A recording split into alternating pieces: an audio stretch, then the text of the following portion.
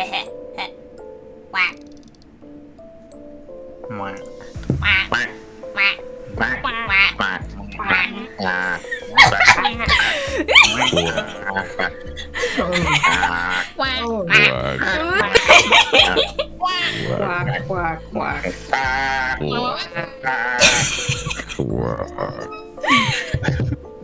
Hello, everybody. Yes, thank you, Circuit.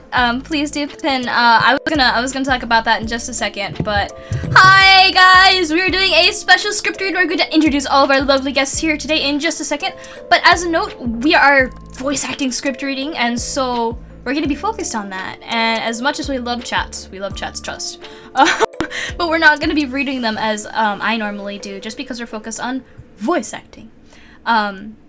So yes, please do pin that target. Thank you. And hello everybody that's here. Tanmei Kadluck, if I'm reading that right. Thank you for the follow. Welcome to Hightailor Circle. Alrighty guys.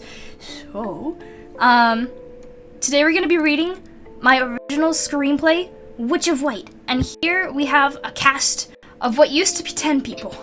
But it's now 6.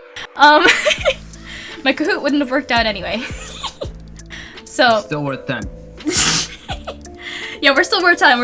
We are having 6 people do the work of 10 different roles, guys. So, alrighty. To celebrate 400 followers, this is what we're doing. So I hope everyone will enjoy it. I've been working on this screenplay since 2019. It's been clicking in my head. So now it's on paper. There's 50 pages to go through. And yeah, these guys are gonna help me read it. And speaking of these guys, we want to introduce ourselves? Starting with the lad all the way over to the left. Me?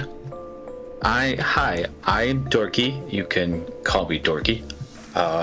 I stream variety, but I don't stream very much. So you probably won't be able to watch me anytime soon. I want to be a therapist one day. That's a fun fact. And other than that, nice to meet you all. Oh, popcorn of joy. Yeah. Hi, I'm Joybilance. People here call me Joy.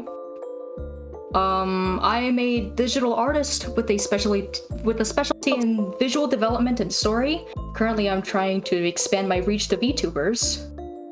That could count as a fun fact. I am good to be here again. Sier, would you like to introduce yourself? Yeah. Hi, I'm Sier. I'm a VTuber. I do art, I do games, and I do streams. I'm pleased to be here.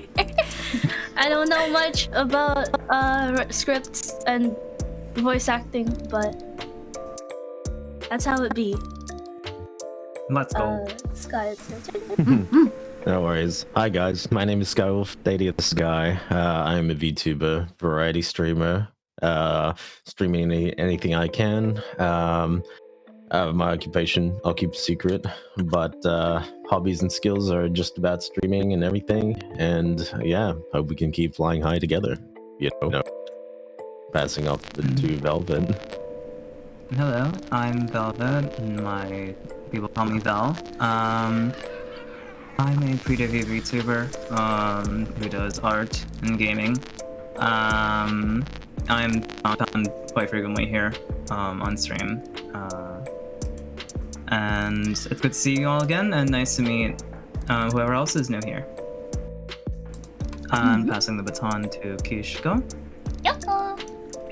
For anyone who doesn't know me, I am Kishiko Bushido. Just call me Kish or Kishi. Kishiko or Kishi. So many people call me Kish, like it's kind of default by now. Anyway, I stream variety, and I don't usually get to do voice acting stuff, but I'm trying to get more into it. So very excited for this. I love voice acting. I love writing. So both of those skills are going to be showcased here. I hope you guys are looking forward to it. Again, just a reminder, guys, that I won't be reading. I won't be reading any of the chat messages until the intermission sections, so just keep that in mind.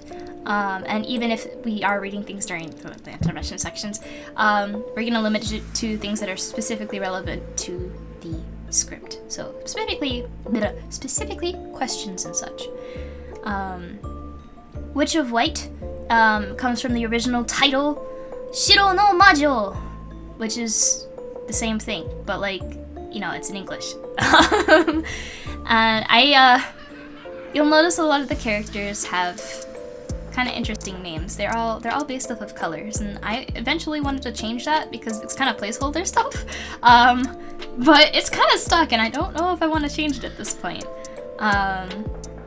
But yeah, anyone want to share their initial thoughts? Because I know some people have studied the script up and down, and other people are like, I studied my parts. I don't know about the rest of it yet.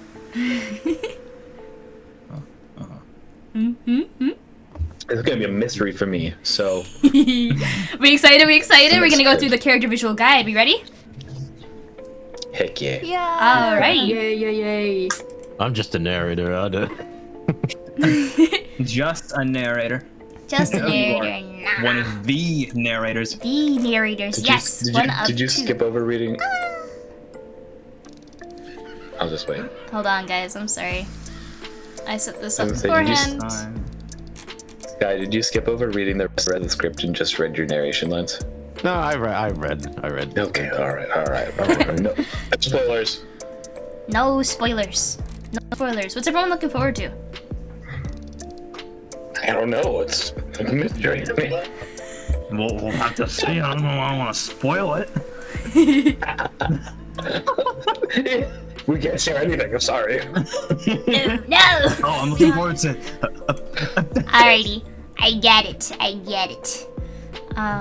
don't know what's happening. Yay. Do any of us know what's going on? What? Such is life. Touch. I would Such hope is that life. Kishi knows what's going on. Who's gonna tell them? I'm gonna tell her. I don't remember. Oh. Alrighty, guys. So, this screenplay, yes, it's written by me. I'm gonna keep rubbing that in. I worked very hard on it. And the character You have the visual full right guide. to. The character guide that I'm about to show you guys has illustrations done none other than the lovely Joybilance is right over there. I can't reach you. With the jelly. Unlike this one, I can. Anyway, It's me. I'm the one holding the book, and that's me. so Let's go. for every different character, for the people signing up, they had a visual and a little character description, and so I'm gonna run through that. I don't want you really reading anything, so don't try and read anything. I'm just going through the visuals. Anyway, we have Kuro, who's gonna be played by Velle. Shiro, who I'm playing. Hello.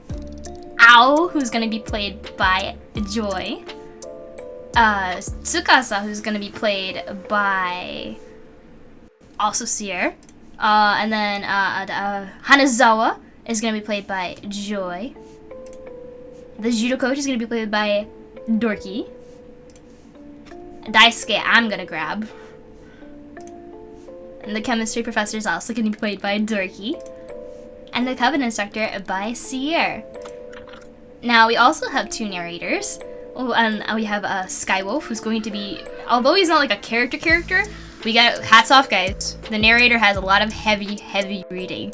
So, we have the lovely SkyWolf doing our narration for the environment. And then Sier is going to be reading the character cues. And I never learned how to read. Whoa! Whoa! Yeah. Thank you so much. Yeah. Yeah! Improvise. Figure out the lines. And, yeah. I'll figure it out. Just using telepathy to figure out how to read the script. telepathy, you say? That's not related to the script at all. Anyway. Oh. I forgot what else is out here. Oh, and they had the vocal references. Okay. So anyway, that aside, I'm gonna leave it here. So, the reason I'm hesitating is because we used to have a bigger cast. There used to be a different person playing every different character. However, we had a bunch of people who got busy, because I know it's a really bad time to host this, but I was really excited to host it because it's my week off. Unfortunately, it's not everyone's week off.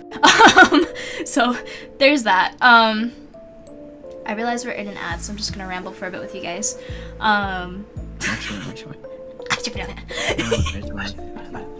Wait!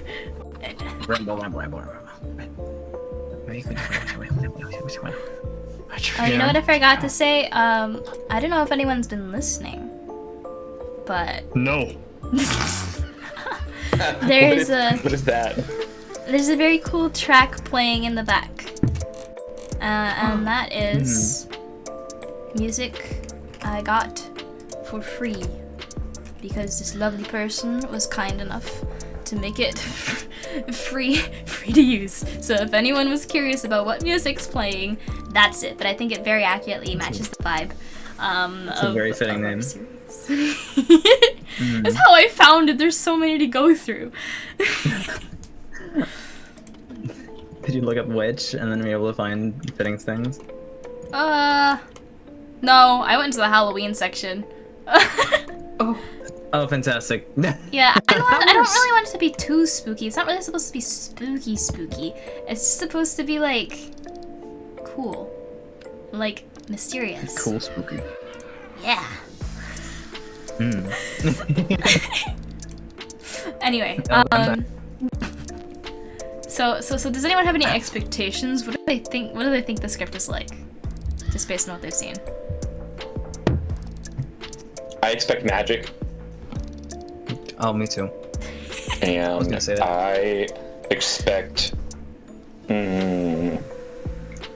power struggles and people developing character-wise into stronger, better versions of themselves. Oh, absolutely. Character arcs. I would say what you're mostly going to see, given that we only have 50 pages Darn. to get there, the It's very more beginning arcs. of most character arcs. So there's that. Perfect. If enough people like this, though, I might sit down and continue writing it. It's not done, guys. Yes. Anyway, are you guys The story ready? continues. Heck yeah. Absolutely. There we Alrighty. are. Hi, Maddie. Okay, so we begin. We begin our script read with episode 1, and I believe I named them. I just gotta pull up the titles. Episode 1 is called Inner Voices. So let's start. Inner voices. The interior at Kuro's home. Kitchen. Morning. Kuro is preparing for school. Desire is a pretty interesting thing. It inspires incredible willpower, dedicated to change, whether selfless or selfish. Nonetheless, a notion that lights a spark. A spark that can grow to flames of action that leave a mark on the world. Flames that without the desire-driven willpower would otherwise have laid cold, dormant, and unawoken. Life itself changes on a dime, but that desire is a pretty helpful torch for helping you navigate the darkness of unknown possibilities. The good, the bad, and the in-between. Funny though, for all this deep thought that gets me spacing out in the middle of class, I still don't know exactly what I want. So maybe that's why I feel so lost. Last semester of senior year, you'd think I'd have a better idea. Everyone around me seems to already know what they want to do. They talk about this aha moments where it all just becomes clear. But I don't know. I'm getting tired of just waiting for something to happen. I need to find out whatever it is that makes me feel like I can really dedicate myself to something. He slings his backpack over his shoulder, grasps the door handle. I need to find my fire. Exterior. Walking between campus buildings in the afternoon. Shiro and Kuro walk out of the building from class. Kuro picking up his pace so as to make his way to his club activity without having to engage in conversation. Shiro doesn't pick up this cue and follows him closely to ask questions. Shiro is speaking quietly, though persistently, muffled and inaudible as Kuro's inner voice gets up to speed. He seems a bit nervous in Shiro's company. Girl. I'm pretty sure she means well, considering she's taken the time to tutor someone as difficult as me. But I don't get why she's trying. I mean, I get being nice, but it's a bit much that she sits through the entire club session. Her grades are so much better than mine, so she's at least got smarts going for her. Yeah, she's not exactly the most socially adept, but she's polite. And listens, unlike most people. Kuro shakes his head as if to shake off potential attachment to Shiro. His inner voice continues, but anyone not focused on him may notice that upon registering his head shaking and inattentiveness, that is at this moment that Shiro stops talking, sighs, and lowers her gaze defeatedly to the ground. She's new here, so she's got a clean slate to start on. She could make better friends if she just stopped. I just don't understand why she's wasting her time trying to help me. Shiro holds the door open to the gym. Based on her silence and aversion to eye contact, Kuro twinges a bit with guilt. She must have realized he hadn't been listening and had stopped trying to ask anything midway. Thanks. Shiro nods impassively and follows him inside. Interior, the judo gym. Late afternoon. Shiro and Kuro switch from their outdoor to indoor shoes. Once inside, sounds of pattering feet over mats and calls to change into gi turn their attention to the rest of the gym. Kuro then heads off to change into his uniform, and Shiro makes her way to the wall, where she takes a seat and lets out a tired sigh. Some time passes as the club begins drills and sparring practice. Cut to Kuro standing for a sparring match. Last match of the day. Daisuke, how about you face off with Kuro here? Daisuke lets out a dissatisfied grunt. There are a couple of quiet snickers as Daisuke rises. Murmurs of, "Good luck, Daisuke, you'll need it," and Kuro, uh-oh, can be heard, but the rest is relatively indistinct, although likely along the same lines. Daisuke is pretty fit, standing a head and a half taller than Kuro, with noticeably greater bulk and better posture. Kuro, who still stands next to the coach, rubs his arms to relieve the anxiety of being the center of attention. Daisuke walks up to face Kuro. Ready? Kuro and Daisuke bow. Begin. Cut to Shiro, who we see watching attentively despite her blank expression. The only tell that she is remotely interested is that her eyes follow the motion ahead of her quite closely. Cut to the struggle between Kuro and Daisuke. Go to camera at feet. Pushing, shifting weight. Go to camera at torso up, where both Kuro and Daisuke hold one another's gi collar in one hand and sleeve in the other. Daisuke grimacing. Kuro, anxious as per usual, but clearly not struggling as hard. Kuro suddenly turns and drops his weight halfway, sliding out his right foot, Tayotoshi. Daisuke tries to balance, but Kuro's grip guides him into the trip. Daisuke falls, flailing a bit, and slaps the ground to take the impact. That's it. Nice work. Cut to Shiro, whose mouth is slightly parted, impressed with an even subtler smile. Daisuke goes lax in defeat, in an attempt to recover his breath. Kuro releases his grips gently from Daisuke's gi, and straightens up with a deep breath of humble pride. Shiro's expression shifts to concerned curiosity. The coach points out a scratch on Kuro's arm. Nothing too concerning, but just deep enough to bleed lightly. Daisuke still lays on the ground, recovering. Sorry about that. I didn't expect you to move so quick. In looking for the injury, on the harder-to-see back portion of his upper arm, just above the elbow, Kuro accidentally touches it and gets some blood on his fingers. He holds the soiled hand sheepishly, and the coach scans the room to spot Shiro. He motions her over and instructs her to take Kuro to his office, where the first aid kit is, and to help clean Kuro up. She nods and heads to the office, Kuro in tow. Interior, the judo gym's office, late afternoon. Kuro takes a seat on the office couch after Shiro motions him to, and she looks for the first aid kit. Throughout this interaction, as is usual with Shiro, she keeps the distance away to allow personal space, and makes basically no contact, despite the fact that she is tending to him. This may come off as a bit standoffish to Kuro, as it may to anyone in his position, but Shiro is simply afraid of directly touching him for fear of causing him harm. Kuro speaks as Shiro pulls the kit out of the drawer. Sorry you got roped into this. It's fine. Awkward silence. Shiro brings the kit to the table in front of the couch and opens it to begin digging for the tools she needs. I don't just mean this. I mean with the tutoring too. It's fine. I'm doing it because I want to. There's nothing to feel sorry for. I don't understand why you're wasting your time. You could be friends with so many other people if you didn't hang around me. No one likes me all that much. Maybe I'm not interesting or something. But regardless, this is senior year, so you should really be trying to make connections, you know? Shiro lays out a hand towel and antiseptic on the table. I'm not quite sure why people don't like you. You're a good person. Maybe they just don't give you enough time. Shiro uses the wipe to clean the area around the scratch. Kuro tenses a bit from the wet coldness. Shiro then uses the towel to dry the area. That's really nice of you to say. But I think you're better off helping someone who isn't the oddball. It doesn't exactly help you make a great impression. I mean, I hope to get a degree at least going for me, but I don't even know what I'd do with it.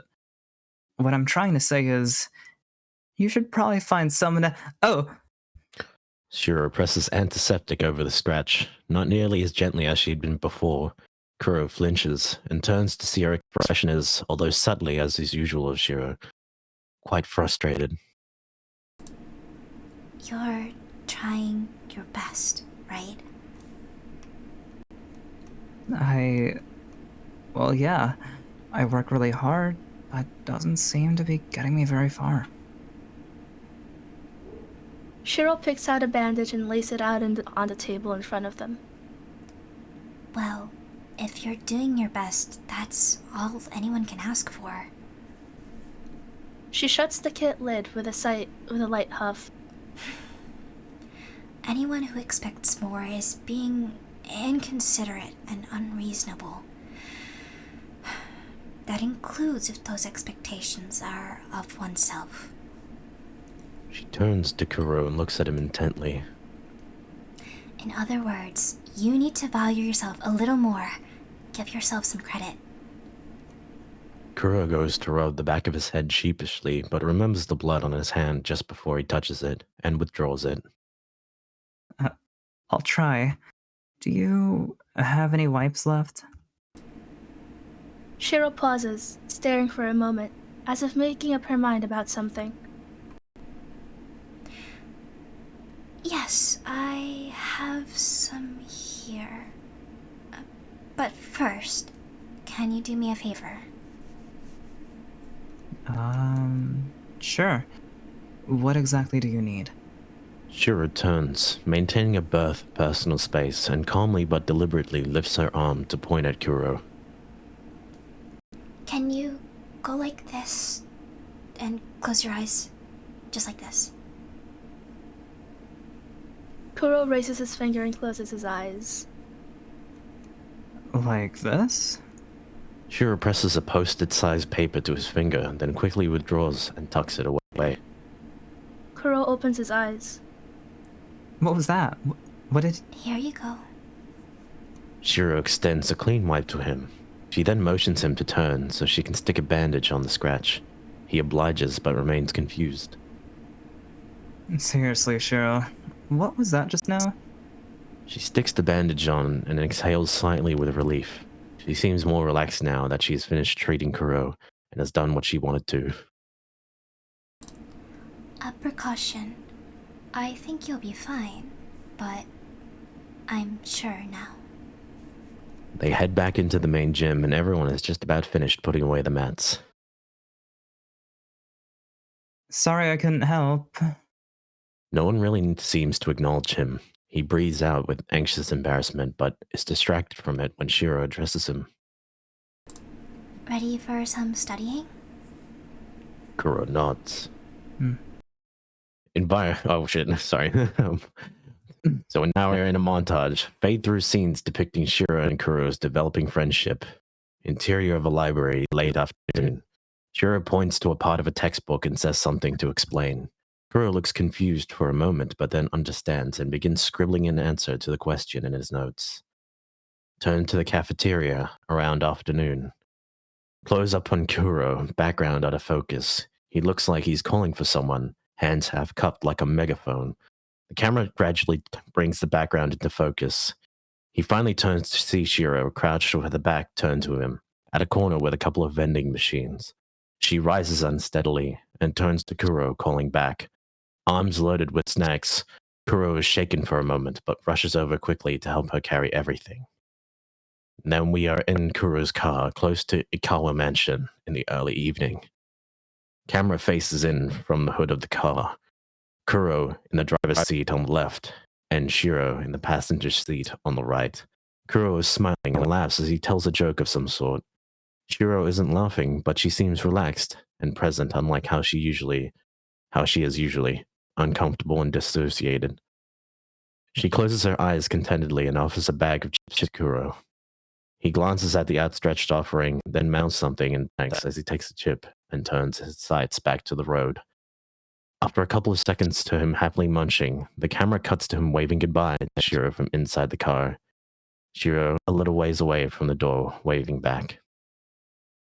The next day, in the library in the morning, fade to Kuro unpacking books and studying materials on the desk. Shiro begins laying them out in a more manageable fashion, but notices a book in particular. Ley Lines, the spirit map of the world. She stops to pick it up and takes a look at some of the pages. Kuro looks up to see her reading it. Immediately, he freaks out, motioning for Shiro to stop reading, then hides his face and hands with embarrassment. Shiro says something to which Kuro stops flustering. He looks up hopefully and Shiro continues talking. She points out the book, motioning to herself. Kuro then starts talking, gesturing with his hands excitedly. He sighs with a relief, then continues to converse with her happily. Shiro, for the record, also seems rather interested and excited, and listens attentively, adding her own input occasionally. To the library in the late afternoon, Shiro closes the cover of the book in front of her.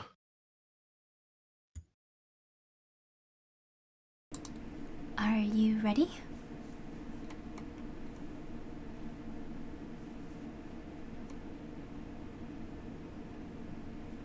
Yeah, I think so. Shiro nods encouragingly. Thank you again, by the way, for sticking with me and for everything. Shiro's mouth parts in surprise before turning up into what could just barely be detected as a smile. Shiro bowed her head a bit, respectfully. It was my pleasure. Interior, library entrance in the morning.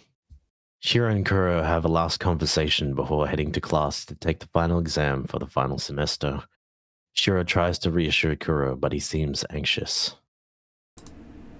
I don't really think you can be more prepared. Remember, we've studied everything on the syllabus 5 times over. Have a bit more confidence. You'll be fine. You're right, but at the same time, I'm not so sure. This professor's notorious. Notorious? One second.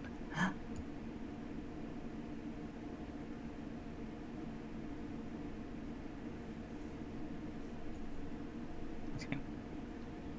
Sorry. He loves notorious? challenging his students. All the way till the end of the semester. Into graduation even, when everyone is just ready to finally catch their breath after working so hard the whole time. Well, it does make sense to work hard until you're actually done. Kuro nods in begrudging agreement, but sighs and frowns.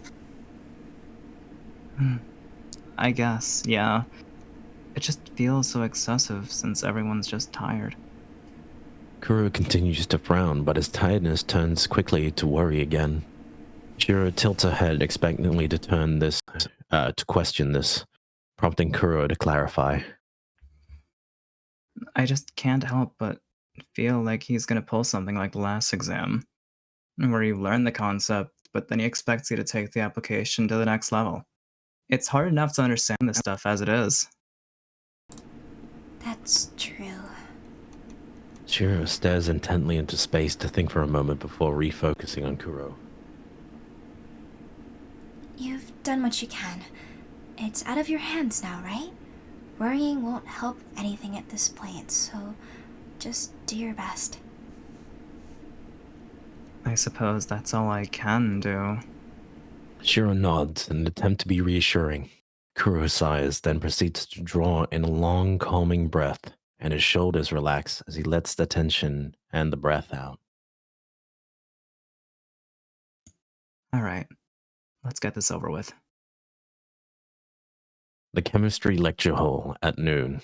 Students filter into the lecture hall, a low, anxious murmuring in the room until the period officially begins and the professor gestures for quiet. Now a tense, deafening silence lays over the room, disturbed only by the flip and scratch of paper as the professor hands out the exams. Kuro and Shiro pore over the questions to gauge the difficulty. We see Shiro squint in lightly perturbed shock, and Kuro's eyes widen as panic washes over him. Shiro looks up to see Kuro's shoulders up blocks of stress again, and a look of pity, quickly followed by determination, flashes across her face. Under the cover of her desk, she takes out a small square of paper. We can see it is yellow with age, though not wrinkled. Shiro bites her nail nervously, or at least that's what it looks like until we move in closer and see that she's bitten her thumb, hard enough that a small bead of blood forms. Shiro presses the finger into the paper, which we can now see on the front has an intricate runic circle with one bloody fingerprint already stamped on one of the two open circles. Kuro feels a sudden, subtle shock. He gets a clear but split-second flash of vision from a different perspective in the classroom. After the flash clears, we see his tense hand, upright and empty, twitch, showing us that the shock had made him flinch reflexively and drop his pencil, which now rolls onto the ground. Confused and a little scared, he just sits, taking a couple quick breaths before willing himself to go pick up the pencil. As he reaches, we see his eyes dart anxiously as he tries to process what had just happened. As he straightens up, the scratch of pencils of the students around him helps him forcibly dismiss it, to allow him to refocus on a daunting task at hand. He goes through the first couple questions, stiff as a rail. 1, 2, 3 pages in, he flips to the fourth. Are you really sure?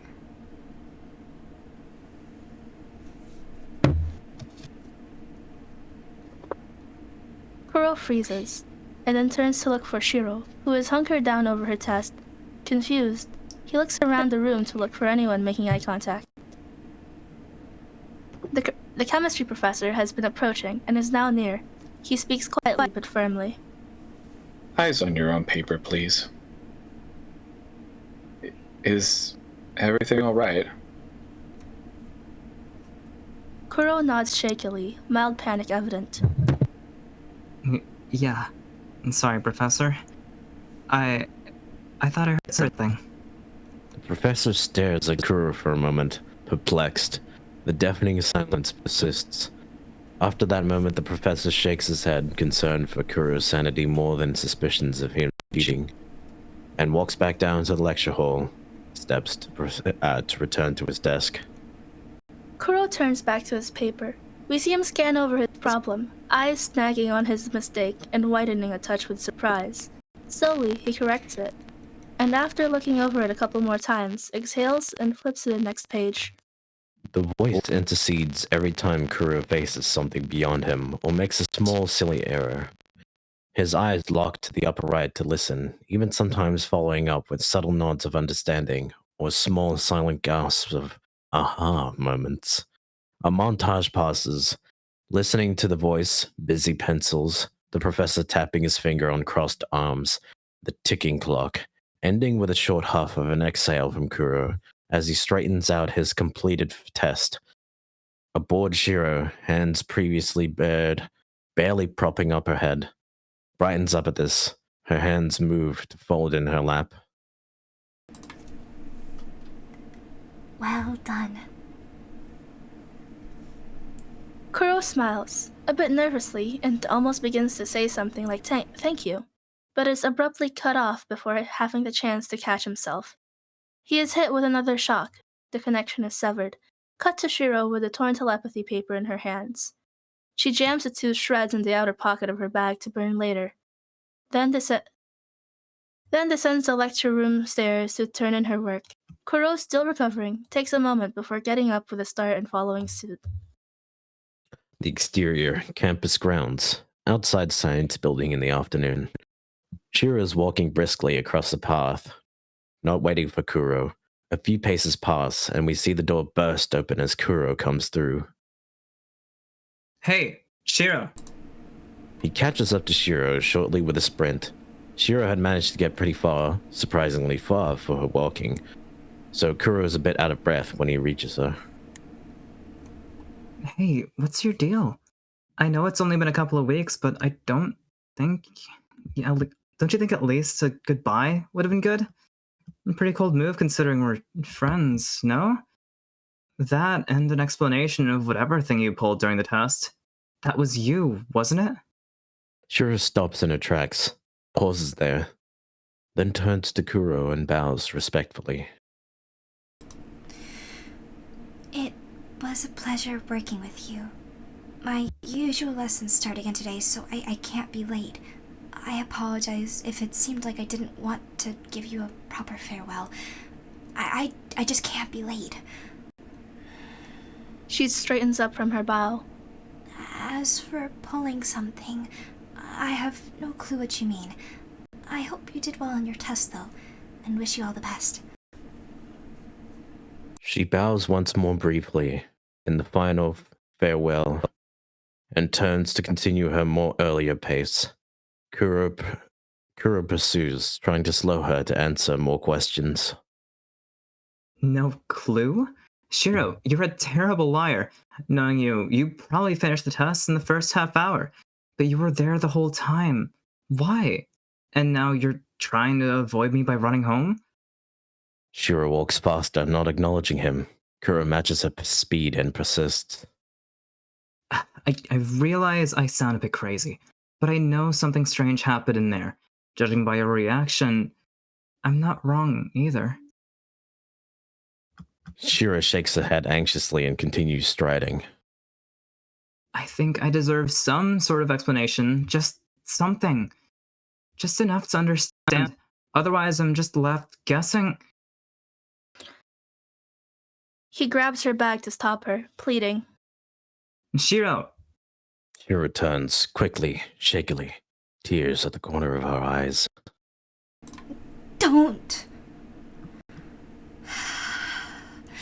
Please. Please believe. Nothing happened.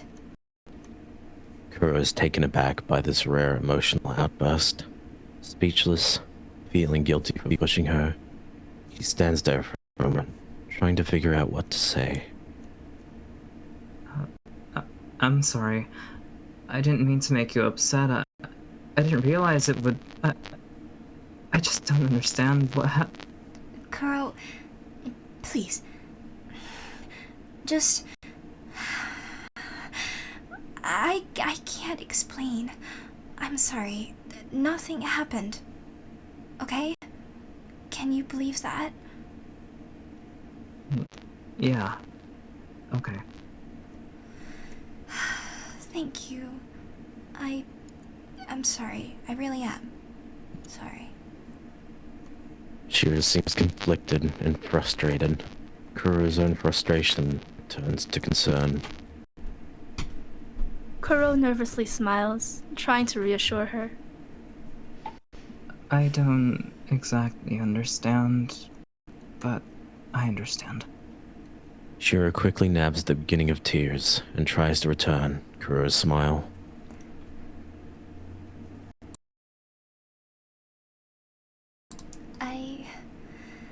I have to go.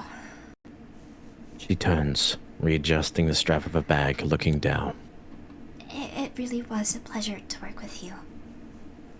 She then jogs away. Kuro stays looking on, unsure really what to make of everything. She rounds a bend and disappears behind the tree line. Kuro sighs, slowly closing his eyes.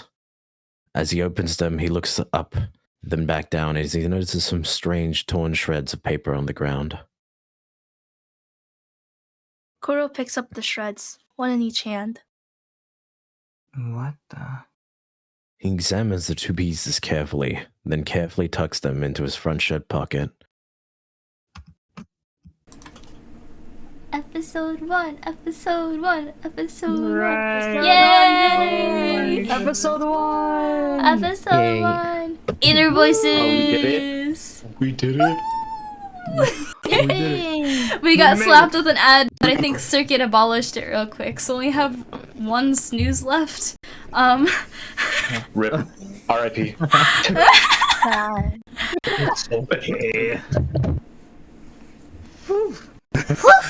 Alright, we're doing a quick intermission before our episode 2, which is intervening of interventions. Do a quick little dance. Yeah. Everyone get up, stretch, water, bathroom breaks. Thank you, Agent Alkvin. Oh, wait, let me go. I gotta get better at finding my roses. Yo. I wish my mom had the hand emoji for doing the dab dance. You know? You gotta get the gif. You gotta get the gif going. Heck yeah, I'm gonna do that. Thank you guys. Oh, bravo. Are you able to use your snooze now? Or like Oh, I can run the ad now. Let me do that now. Yep. Bye, guys. Yeah. Goodbye. It takes a second to set in, actually. We will. Alright, we are in the ad. Okay. Just a heads up, Dorky. No. Make sure you're a little bit quieter when transitioning from mute to unmute. We were hearing a bunch of that's bumps fine. and stuff, so just be careful. Oh god, you're right. I didn't. Okay, that's the downside of having both of my headphones is that I can't hear the bumps. Too good. And Yeah, I have to actually, take one out again. we can move over here. This is So me reading funny. the script. Don't mind me. Nobody read that. We're not ready yet. Spoilers! Oh my No! No. Oh my god! I can't. My eyes. So we have Act I'm gonna 1. have to take my. We got some. I'm gonna pull my eyes out now. You gotta replace those. Come on. Yep. What's going on? Somebody's freaking out. Hold up. So somebody's going really wacky. Anyway. Who would do Herbert? I don't know. Somebody's microphone is really wacky. It's happening again. Oh, I think there's a. It's happening again. From your mic, Dorky. Oh, is it me? Okay, wait 1 sec. Make sure you mute if you're touching your mic. It's out! Oh! Hi, Aoi! Is it just a buzz? You said? Yeah. It's a bit Like of a a buzz. buzz. It makes you sound a little bit robotic, yeah. I might eat my Twizzler, don't mind me. I'm gonna show us some graphics from Act 1. Thankfully. Yeah. Thankfully, we made it through Act 1 where I did my line and now my mic is messed up, so perfect. Yep, we got it in. Okay. Tech issues always coming up, man. This right here is the very first graphic ever depicting Witch of White. You'll notice Shiro is purple. And she's the confident one. which is not how it goes. Oh my god. How cute. Wow. But What is that down the big old spider? What is that? if you can see in the lantern, what do you guys see in the lantern? Oh my god. Okay, how tiny is that? I can't barely even see. I see everything. Yeah. I don't know. I'm gonna need a magnifying glass. Okay, I'll give you a hint. The magnifying glass is here. Pull it up. Oh! A tiny speck. I see something blue. Uh-huh. The blue thing says. What 私の名前は I'm gonna change that actually. 僕の名前は青です。 If the characters are named after colors, who can guess what the character's name is? What color is that? Not to be overdone by the giant enemy spider. Oh! Yeah, bro's eyeing them up. I love that. You call the spider purple? I don't know what color that is, but I guess it could be purple. I don't know. I was pretty proud of that spider. It looks kind of wicked. Spider color. It does look wicked. I drew that like 5 years ago. Does it have a name? Aragog! Spider. Wow! Whoa! I'm joking. Is that from Lord of the Rings? No, it's from Harry Potter. I I don't think any of the spiders in Lord of the Rings had names. I was gonna say I wondered which show or something it was from. Sting. Glad to know it's from Harry Potter. Alright, but that's the first graphic of Witch of White that exists. Then we have some like sketches I did of both Shiro and Kuro. You might have seen this one earlier in the casting call. But the image all the way to the left, that's like one of the first renditions of Kuro. Kuro is a non-magic user, right? Right? What's going on over there? Wait. To my knowledge. Anyway, moving on. Muggle? Spoilers, what the fudge? These are the first character so concepts of both Kuro and Shiro. They're the initial sketch concepts by Joy. It's really hard to see. This is because I was copying and pasting things willy-nilly, but if you look really hard up in the top right, it looks better in the other slides, I swear. Oh wow, yep. I see it. I was careful to label every single one, but I was copying and pasting all over the place. So anyway, these are by Joy. Joy did these sketches. I threw a bunch of concept art that like the AI machine did really badly. I was like, okay, it kind of gets the idea across, but it's like bleh. So these are the ones that Joy made when we were discussing like different elements and stuff. And this is what they turned out. I like, did not think you would add those. I asked you if I could. Wait. I thought it was just the main graphics. Okay, that's. They are now part of the history. They're part of the history. The history. Yep. Yep. Their history. For anyone So curious what the telepathy paper looks like, that's what it looks like. No, those are not my fingerprints. They used to be. They used to be my fingerprints, but they're no longer. I edited it. Bro, is that a face? Is that a face? Oh. Is that like they look like ears and eyes? I guess it could be. I mean, it's the sight of like hearing. I guess it's a new sense. So like, who knows what could. Yeah, I like how you put the connection between the two. Like you put two orbs on either side to kind of show like there's a mind that's being connected. Yes. And this graphic over to the right, Kuro was originally supposed to have 2 buddies, but because I wrote this thing in screenplay class and I didn't have enough time to write as much as I wanted to. Plus, the professor said if you write about college or high school or school, I will Gotta puke. talk about it.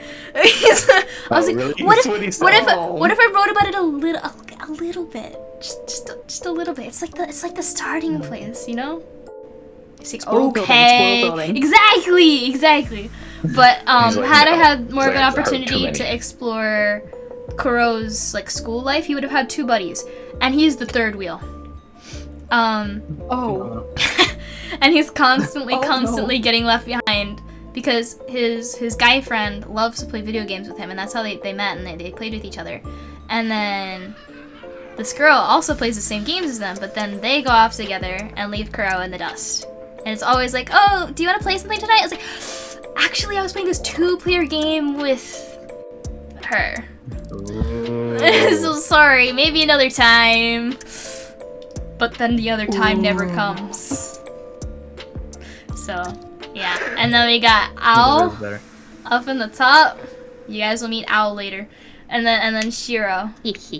And she got her little staff. I love her staff. Over the years, it has not changed. It's got like a little lantern on the end. I love it. Iconic. When are we gonna see the staff? like fine. in the script or Yeah, like yeah, a visual? No. Oh, yeah, like no, I meant in the script. Does it ever come out? It does. It I does. love It lantern does. Okay, does cool. I was like, all this talk of lantern staffs, and that's not even in the script, huh? Lantern staffs are peak, guys. Anyway, are you guys ready? Ready for Act 2? Episode 2, we ready? Ready? Yes. Heads up. Hype. My parents are roaming around, so I might like go mute every now and then. Okay, I'll ad-lib. Okay. Yeah, it's happened like twice, like in the previous script. Are they like zombies? They just like wander around. No, they're just busy doing things while I'm sitting here. And they just hear from the other room, oh, blood, death! No. Oh my god. I hope Kuro doesn't have to go through that. I don't know who's gonna tell him. You have pet zombies or parent zombies? Yeah. You just keep zombies. Alrighty. We're also creeping a little bit into our ad-free time. So what I'm gonna do is I'm gonna bring us back into here as soon as we can, and let's get started. Oh, we're back in the room. Okay. Episode 2. Episode 2. Intervening of interventions. The interior of Kuro's home in the early evening. Starting with environment, popcorns between line breaks. Kuro arrives home, gently swinging his backpack onto the floor and taking off his shoes. Cut to Kuro at the kitchen stove with a frying pan. Hold up, He whisks flour into melted... One sec. So, don't read the stuff in carrots. Don't read the stuff in carrots. So you're just gonna popcorn back and forth every time there's a line break between Sier. So you don't have to read this block of text. Okay. So whenever you see those carrots... No, start from the top. From the top. Don't read carrots. He arrives home gently swinging his backpack onto floor and takes off his shoes. Cut to Kuro at the kitchen stove with a frying pan. He whisks flour into melted butter and then sprinkles in Parmesan while stirring in to make Alfredo sauce. He uses his finger to follow a portion of a recipe book off to the side, then brings up a medium-sized pot from one of the lower cabinets. Cut to Kuro, cutting dew-speckled broccoli, then cutting again to the broccoli being tossed into the medium pot. Another cut to the popping open a Tupperware of tortellini and pouring it into the same medium pot. Kuro takes the broccoli and Alfredo sauce and pours a small portion into a bowl. The rest he pours into a Tupperware. We see him scribble something onto a post-it, then cut to the inner refrigerator perspective. First Kuro peering in, then the Tupperware getting pushed into the fridge and towards the camera. The post-it reads, Mom, in big letters, with, Leave some for work tomorrow, love you, in smaller letters below it. Kuro then turns the Tupperware to face the correct way. Kuro closes the refrigerator door with a smile of accomplishment, but immediately becomes more melancholy as he thinks first of the fact that he keeps missing meals together with his mom, but also as his mind shifts back over to Shiro's cold farewell. Cut to Kuro sliding the tortellini onto the table, laying down his fork as he takes a seat at the dining room table. He eats a couple of bites, then recalls the torn papers in his pocket. He retrieves them with one hand and lays them out on the table off to the side in a safe distance away from the bowl. He goes to take another bite, but his curiosity overtakes him. He puts down his fork and slides it and the bowl to the side and brings the paper directly in front of him to inspect more closely. After a couple seconds of observing, he lays them there. Kuro holds the papers up scrupulously, confused by the strange runes and bloody yet neatly pressed fingerprints. Delicately, he pulls the paper taut along the seam of the rip to put it back together. As the paper is aligned and pressed back together, Kuro gets a flash of Shiro's vision. Cuts to Shiro's perspective. Her hands and the surrounding area are filled with arcs of red-orange flame. Cut to Kuro standing up with a start, in a cold sweat. The chair rattles back to balance from from being pushed out too fast with too much force. Kuro puts his head in his hands and runs his fingers through his hair anxiously and begins to pace, but only for about 10 seconds. Kuro runs out to put on his shoes, stuffing the paper in his shirt pocket and slipping his sneakers on hurriedly. If they think I'm crazy, then I'll take it. He slips on his coat and opens the door. If she's not alright? Yeah, I sound totally crazy. But I have to be sure. Exterior interior, the Ikawa mansion driveway. At the Ikawa mansion interior, late evening. Kuro pulls into the driveway, which large but utterly empty. He hurriedly exits the car and goes up to the intricate door. For such an expensive property, the mansion is pretty old. Kuro looks for a doorbell, but doesn't find one. Given the fragile-looking door, he flusters before picking out a sturdy part of it and knocking hard. Hello?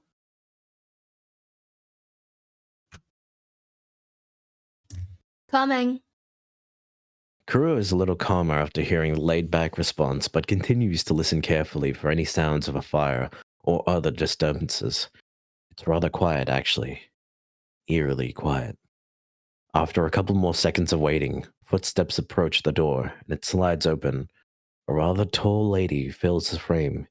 Given her dark purple hair and sharp facial features, she doesn't seem to be related to Shiro.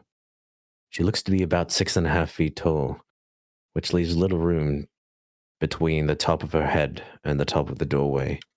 Considering she looks like she's Japanese, that height is quite something. It makes her all the more imposing, though she seems more eager to retreat back inside more than anything. Can I help you? I'm sorry for coming so late. I think I accidentally packed one of my books away with Shiro's. She's been tutoring me. Now the semester's over, I wasn't sure if I'd see her again to ask her about it. The corner of Tsukasa's mouth twitches. Is that why she's home late? Tutoring? Yes, I'm sorry for any trouble it might have caused. I told her she shouldn't bother if it meant making anything difficult for her, but she insisted that it was fine. She was a tremendous help, really. I'll go get her. You wait here. Tsukasa's eyes find the peculiar paper just peeking over the edge of Kuro's pocket. Actually, why don't you come inside? It may be a while before she's able to come down. Tsukasa moves to the side, gesturing Kuro inside. The whole encounter has a strange tenseness to it. Kuro bows politely before entering. Sorry for disturbing you. Tsukasa quietly motions Kuro to a pair of the guest house slippers, and he changes. Finally, she motions him past the Genkan line into a living room, though it feels formal enough that it should be considered a reception room. Kuro looks surprised as he's seen another person in the room, an attendant who stands in the corner, arms held politely in front of them. Tsukasa motions for the attendant to leave, and they do so with a quick bow.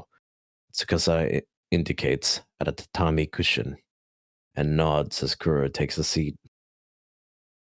Thank you for letting me wait here, but I should leave soon given how late it is. Cut to Tsukasa, standing over a tea brewing station, camera facing to the back of her upper torso and head. Tsukasa looks back at Kuro from over her shoulder, ignoring Kuro's concern for any rush. What kind of tea would you like? I really shouldn't. Tsukasa prepares a tea leaf strainer in the teapot. I insist. We have uji, shincha, gaba, dahongpao. The camera moves to Kuro, whose face shifts from just anxiousness to disbelief. Oh, and I believe I have some gyokuro as well. If you'd allow me a moment to call someone to fetch it. Kuro gapes, especially at the mention of gyokuro tea. All the teas Tsukasa offers are rather pricey, but notably the gyokuro. Tsukasa sifts through the various loose tea leaf containers, the porcelain lids clinking lightly as Kuro speaks. That's incredibly kind of you to offer, but really, I should ask Shiro about the book and leave you to enjoy your evening. The clinking stops.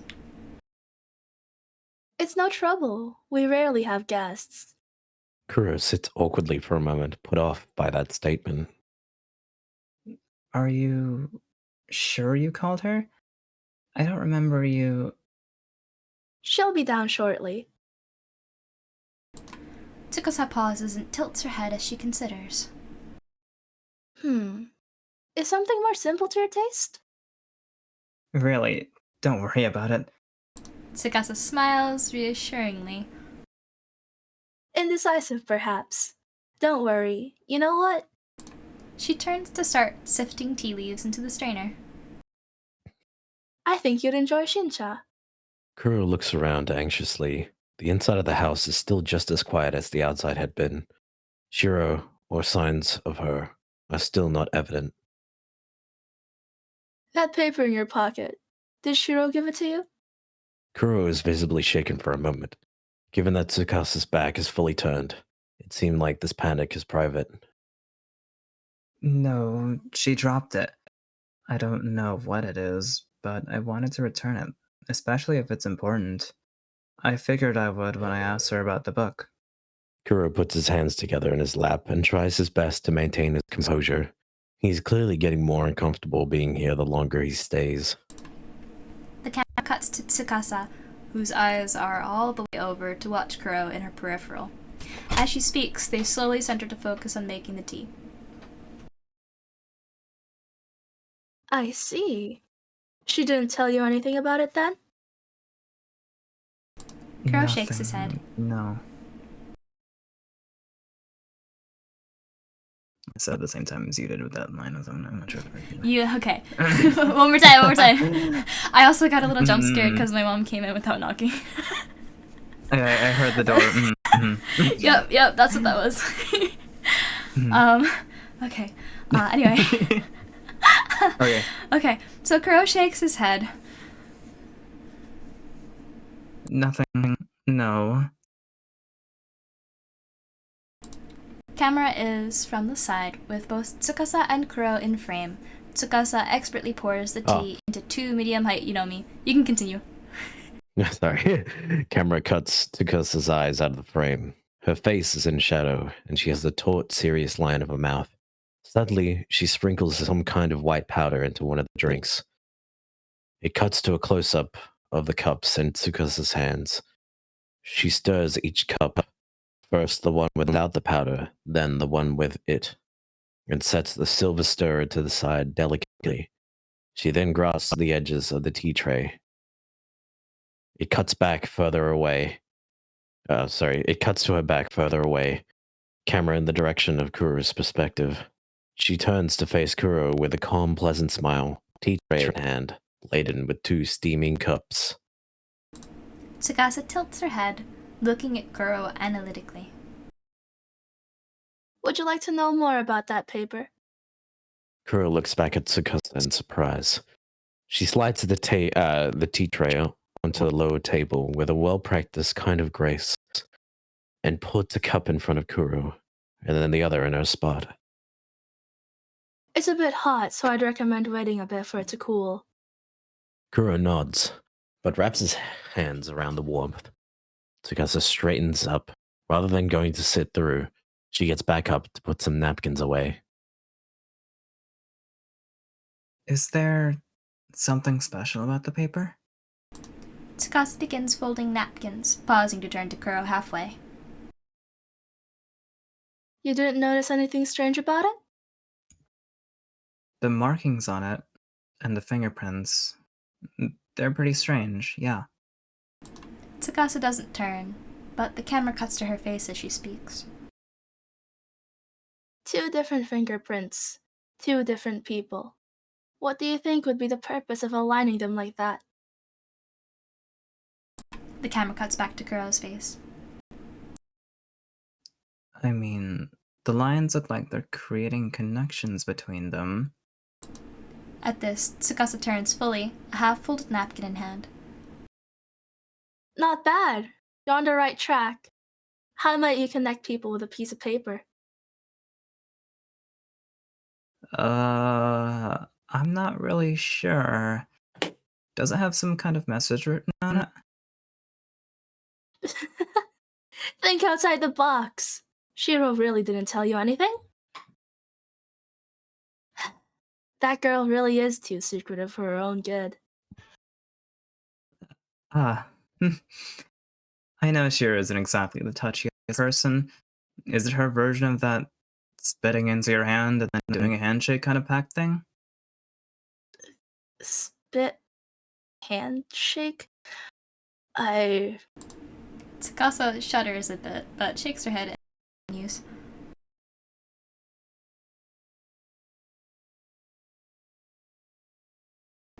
Sier, you're muted.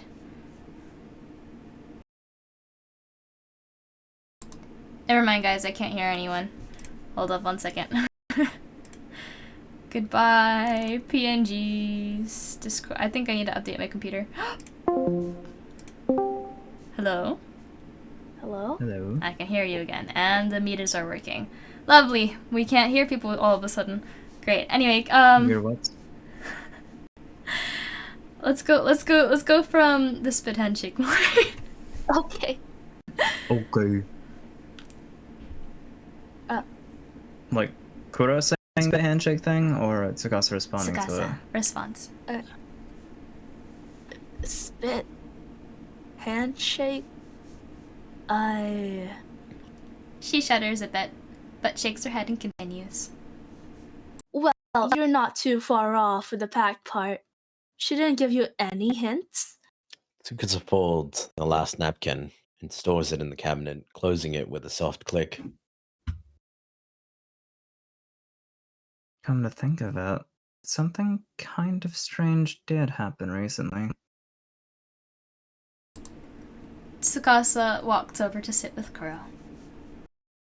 Oh, During class, a couple days ago, Kuro looks at Tsukasa to gauge her reaction. Gauge. Gauge, sorry. And Tsukasa settles down and grasps the you-know-me like Kuro for warmth, and she smiles and nods encouragingly. you heard her, She taps her head with her finger. didn't you? Kuro is surprised. Tsukasa knew. He nods. In that case, you probably already know what the paper does then, no? Sorry for not being forthcoming. I just wanted to make sure you understood. Me too. I didn't want to sound crazy. Is it really like a mind link then? It sounded like she was talking right in my head. It is precisely that. Fascinating, isn't it? Kuro nods, smiling. Oh, your tea should be cool enough to drink now, by the way. Anyhow, I know quite a bit about it. It's commonly known as telepathy parchment. If you were curious, I'd be happy to answer questions if you... You know, I did call Shiro before, but she is taking rather long. I'll call someone to check on her. I've kept you here quite a while, I realize. My apologies. Kuro looks a bit torn. He knows he should see Shiro to check that she's okay for absolute sure. But she clearly felt uncomfortable telling him about the paper for some reason. So bringing her into the conversation about it would not be good. He puts the tea down so he can rub his hands to relieve the anxiety. Tsukasa rises again and walks over to the side of the room and calls Tanaka, leaning to look down the hallway. Tanaka! Tanaka shuffles in quietly.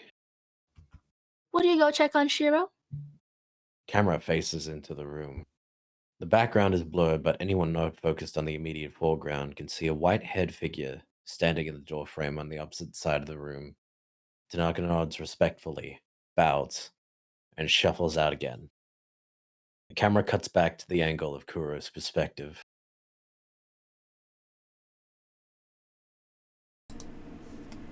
Tsukasa starts turning her back to Kuro. I I know it's getting late, but it's not often you find others who know of. Shiro suddenly rushes into frame, taking Tsukasa by surprise, not only because she didn't think Shiro would be there, but because Shiro runs full force into Tsukasa, grabbing Tsukasa's collar in one hand, sleeve in the other, and turns swiftly on the ball of her foot, flipping her onto the ground. Once Tsukasa is on the ground, Shiro delivers a swift and sickeningly solid chop to Tsukasa's neck. Tsukasa goes out cold.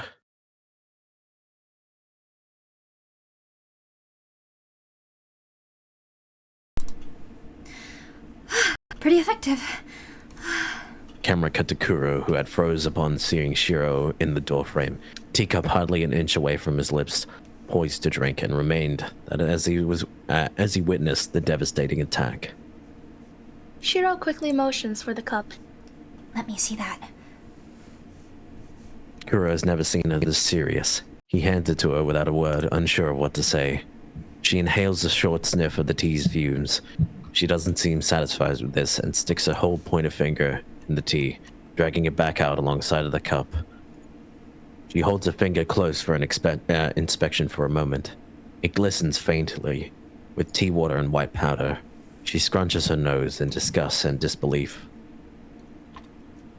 Shiro puts the Unomi back on the table, away from Kuro and none too gently. Dormirian. Dormer, what? And you're okay.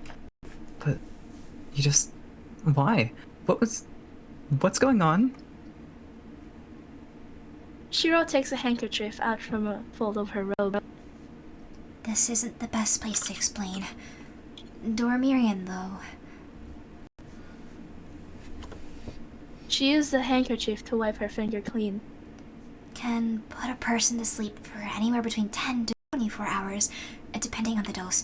Put bluntly, we're both in pretty big trouble.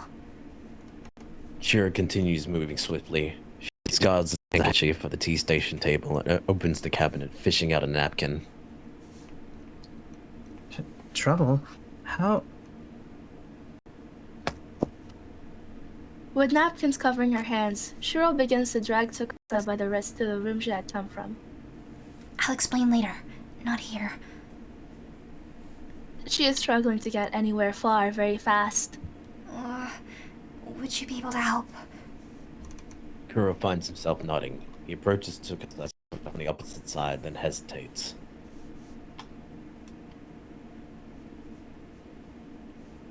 Wait, she's not... After figuring out what Kuro means, Shiro looks sick at the thought. Dad, no. She's just knocked out. Though I'm not sure for how long. Tanaka is probably looking for me now, right? He's probably still on the other side of the house then. Still, we don't have much time. They drag Tsukasa out under the kotatsu in the room next to the main living room. Camera from the top corner of the room pointing down, then cut to the camera under the kotatsu. Tsukasa blurred in the foreground, Shiro in the background, peeking under the kotatsu cloth, then letting it fall back down. Did you come by car? Kuro nods. Okay. I suggest you get away from me as soon as you can. I need to grab a couple of things. If you'd like me to explain everything, wait for me outside. If you don't, wait. Well, I understand if you don't want to be involved. I'll be fine. Kuro can't hide his concern, but nods again, moves to the genkan to stuff his own shoes back on hurriedly. Shiro rushes up the stairs. In the interior mansion, in Shiro's room. Pause. Sorry. We have an ad in about 20 seconds, and I don't want to... 20 seconds? This is a good place to pause. So we're gonna pause here. Daisy! I totally forgot that Al has a line! What happened, Joy? Al has a line. Yeah, okay, Oh, I'll shoot, fix that. ow. Thank you. And I didn't realize my PNGs for the narrators are a different size than the PNGs for the characters. So like I switched it, and then it was like, oh, that's really tiny. Wait, that's really big. Oh, it's really tiny. Oh. But thankfully, if I were to switch yours, Joy, to be if it's the same size, it should be. It's fine. Let's go. It's the same size. Oh, wow. Thank goodness. Oh my god. Oh my god. Oh my goodness. It's slime time. Slime time. Yes. Yeah, Al has like Yeah, 3 or so- 4 lines, and then Hanazawa. Mm-hmm. There's gotta be a better way to do this. I think for what its purpose is, for now, it is fine. I missed I'll do Daisuke's it. visual earlier Hold because on. I couldn't find the folder with all of the characters in it. It's okay. So, Such is life. Shiro's got some martial combat experience. She has barely any experience, but she's been a little attentive in Kuro's sparring Yep. stuff. Ooh. And now she has experience in murder. Girls got learned by osmosis on point. She's like, that looks cool. I'm gonna try that now. Facilitate into my brain. And the chop, that's something she would have to know. I feel like a lot of members of the Coven probably know certain moves like that for specific reasons. Yeet. for yeeting people. Yeah, we got an Inlu Mini here. And he's like, he got the paper. Why does he have the paper? He shouldn't know about the paper. Not only does he have the paper, he knows what it does. That's not good. Yes. Yeah. Also, disclaimer. I don't know if anyone noticed, but my face is constantly facing the microphone no matter where I go. Did anyone notice that? No, I have been did noticing not. it, yes. But it looks like you're kind of gliding. I put okay, so Yeah, no. you can set it's called IK. And when you set your IK to look at certain things, you can set it to always look at certain things. I'm always going to look at, can you guess what I'm looking at? What I set the IK to focus on? Take a while to guess. I know the answer to this. Do you? I think so. Say the first letter. T. No. And Dorky, you're backing out again. Oh, Dorky, my. Oh no. Is my mic still doing it? It's visiting, yeah. It's Oh visiting my me. god. How about that? Let's start with an R. That's not, oh, No, what are you even thinking of? Actually, just say the things you think it is at this point. Dorky! the Dorky! Tanjiro sleeping thing, Oh, and the Ryan no. Shogun sitting thing. Okay. Nah. Oh, Say the first letter into static. And hi Rio. Hi Bucky. Hi everybody. I haven't been able to say hi to anyone. Say the first letter. I don't know about you, but that's a pretty funny clip. It's okay, don't me. So my fault, it's actually, my fault. disclaimer. I'm not looking at the microphone. The IK is not focused on the microphone. There is a tiny fox inside the microphone. And I put the fox exactly where I want to look. Wait, What? him? The little guy? And I'm talking about virtual because IK isn't like a physical thing. It's a digital thing. So it's right in the microphone. You can't see it. It's inside the microphone. It's built into the 3D model. Yeah. Oh. Wait, the small 3D fox inside your mic? Yeah. Yeah. You want to see? Yes. If Sonia remembers later, I'll show you. But it's like we're past the ads now. We can go back to voice acting now. Yes. Okay. Okay. Okay. Okay. Interior. Ikawa Mansion. Let's go. Interior. Still in episode 2. Ikawa Mansion. In Shiro's room at night. Quick camera cut to Shiro, frantically tossing various things into a small pack. Clothes, a couple of blankets, gloves, a witch's hat, talismans, seals, warding charms, empty vials, and a couple of small kits. In fact, she packs too many things with a bulk exceeding the bag, although it doesn't seem to fill. Ao's form is unclear, mostly out of frame. You really think he's waiting? Shiro swings on a cloak. It feels selfish to say so, but I really hope he is. Shiro slings on the bag and grabs the staff, which had been resting against a bare wall. The empty lantern swings gently as Shiro straightens it up. She lifts up the lantern to offer it to the top of the shelf. Close up on Ao, quickly inching into the lantern, emphasizing his tiny orange flame engulfed slime form. Shiro looks at Ao. I just don't know how we're going to explain. We literally had like that many lines, and it's episode 3. Wow! Yeah. I should have just used the snooze. That wasn't even 5 minutes. Goodness. Anyway, Those let's lines keep here. going. Wow. there's not a lot of stuff for intermission graphics wise on Act 2, so we can just go straight into Act 3, which I did not in fact name because that's spoilers, I guess. Okay, episode 3, the unnamed. Exterior, interior, the Ikawa mansion driveway. Oh, okay. Oh. Sorry. Go. I'm gonna reset it. Oh, wait, Dorky. Speak. Yeah, am I alive? You're alive! You're okay. With that not there. Maybe the Sorry, if we start hearing it again, I'll Thanks, the loads of tech. electrocuted. I'll get taste. Sick 'em! Sick 'em! Oh no. Lords of tech. I'll get tased, it's fine. But anyway. I'm also gonna real match. quick switch you again. Yeah. I was gonna say. Away I go.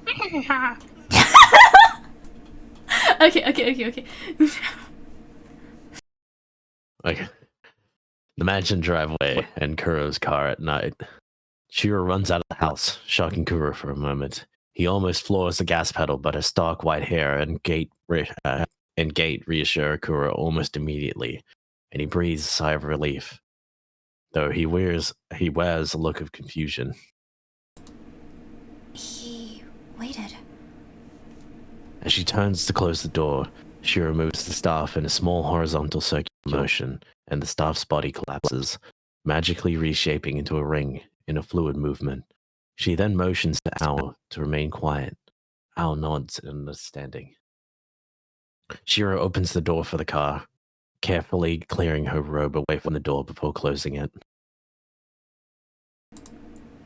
Hurry, to your place. They shouldn't know anything about you yet. Kuro steps on the gas. Kuro glances at Shiro's robes. Okay. I have a lot of questions, but I don't really know where to start. That makes sense.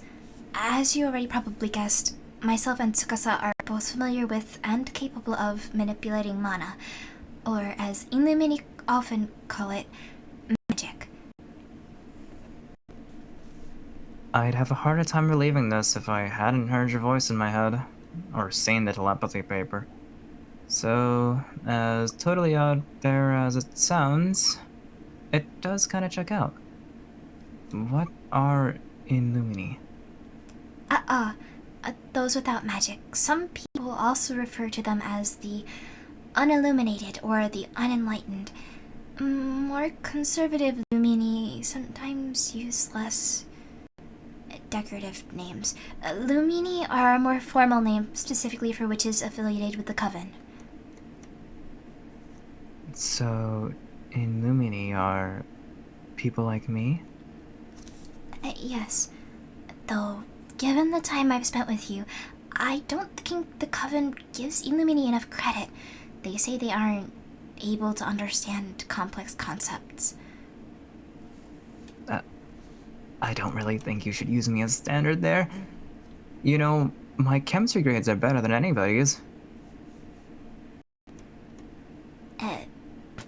Chemistry aside, you understand the intricate balance and technique required to execute martial arts moves, and seem more emotionally attentive than some Coven members that have been praised for their intelligence. Okay, I am quite proud of my judo practice I've gotten, but the emotional thing? What makes you say that? I mean, you've been more understanding and considerate than pretty much anyone I've ever met, aside from my mother.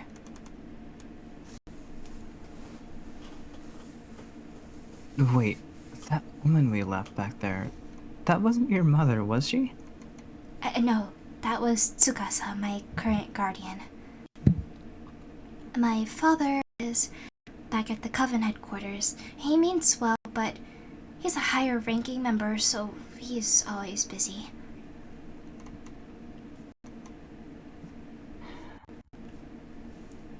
Maybe worried? And your mother, you said we were in a pretty big trouble. How big exactly? And why?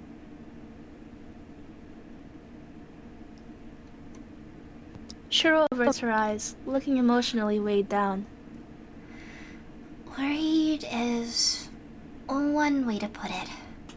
It's a crime to help Illumini using magic unless it's for the benefit of the Coven, punishable by deranking, jail time, or even mana stunting if it's bad enough. It's also a crime for any witch to share the secrets of mana with Illumini, one punishable by death. Kuro looks panicked, glancing at Shiro before pulling his eyes back on the road. I'm running away, obviously. There's not much else I really can do. Once Tsukasa comes to, she'll put together a full report and the Coven will be after me.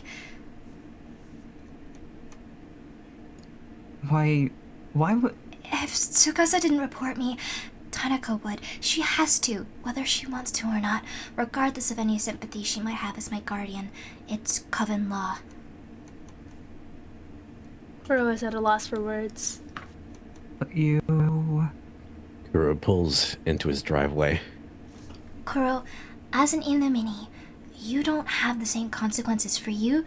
They would wipe your memories of any experiences with me. They'd probably also investigate your home for any mana-related objects, but you're not in any danger. I just... They'll wipe my memory of you?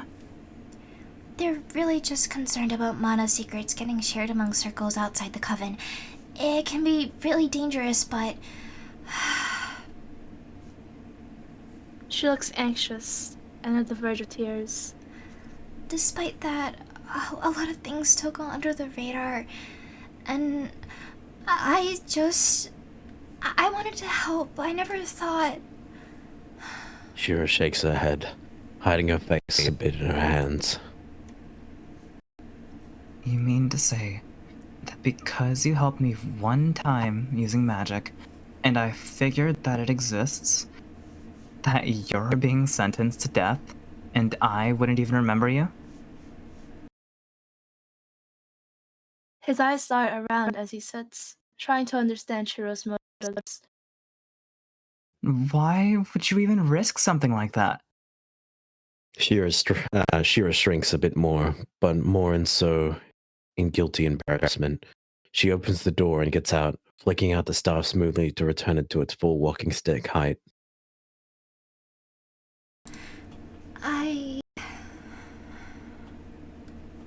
She looks at Owl, who nods encouragingly from inside the lantern, burning softly. You're the first real friend I've made in a really long time.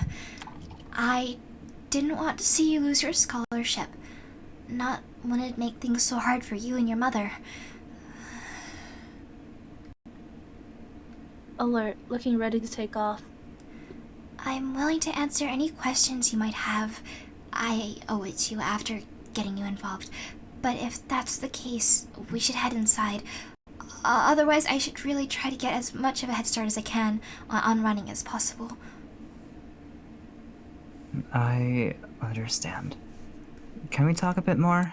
You can eat something and collect yourself a bit more before... He trails off, maintaining eye contact. Shiro nods appreciatively. Kuro opens the door for Shiro and they head inside. The interior of Kuro's home, in the late night. Kuro is pacing from one end of the room to the other, finger pressed over his lips contemplatively. Shiro sips tea, a finished bowl of tortellini Alfredo. She looks a bit less frazzled than before, but still anxious. It looks like they've been talking for a couple of minutes now. So, because you're a fire mage, you weren't in any danger?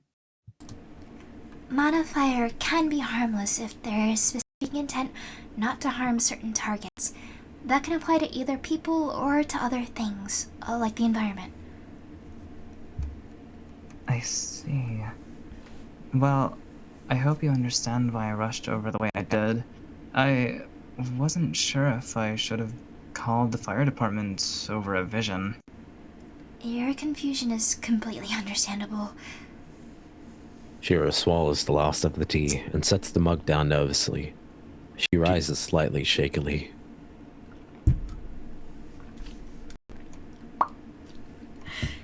That's really all for the questions.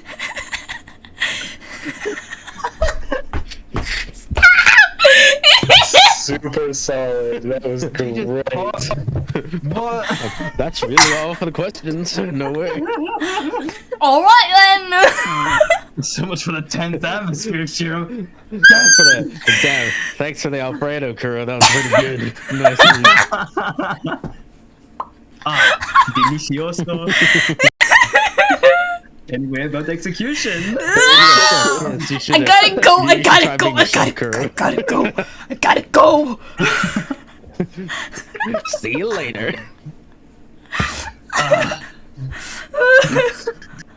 I'm crying, guys. I'm crying. You know how I was the verge of tears, now I'm crying. Oh no. Lift on the chairs. Given that you might be executed soon. No! Well, look at the time. The time's still nighttime, Kuro. I gotta get out of here.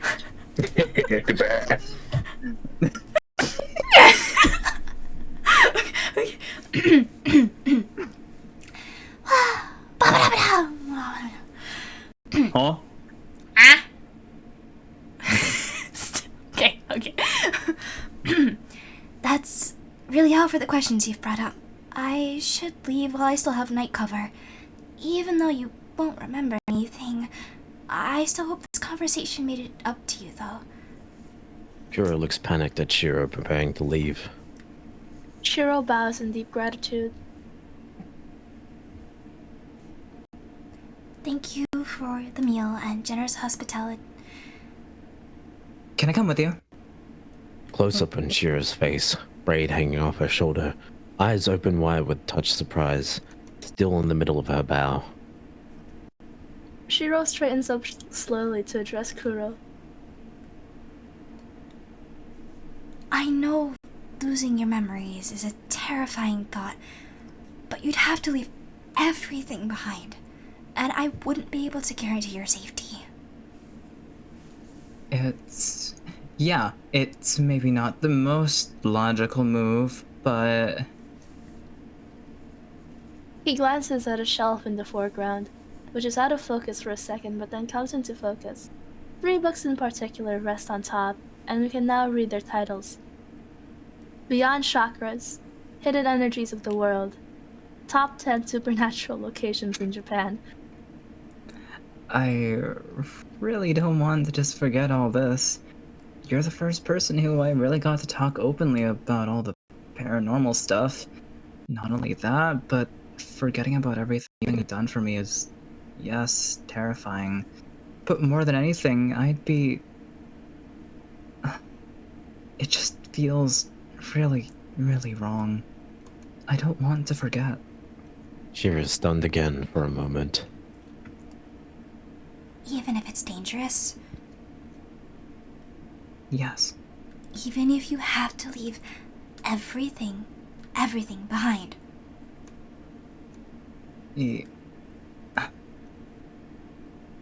I'm concerned about how my mom would manage without me taking care of things at home, but I don't feel right letting you face everything alone either.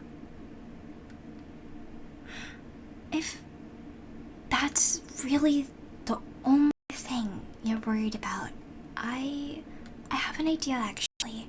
It'll take care of everything, almost perfectly. You're sure you want to come with me? Take care of it? How? A friend.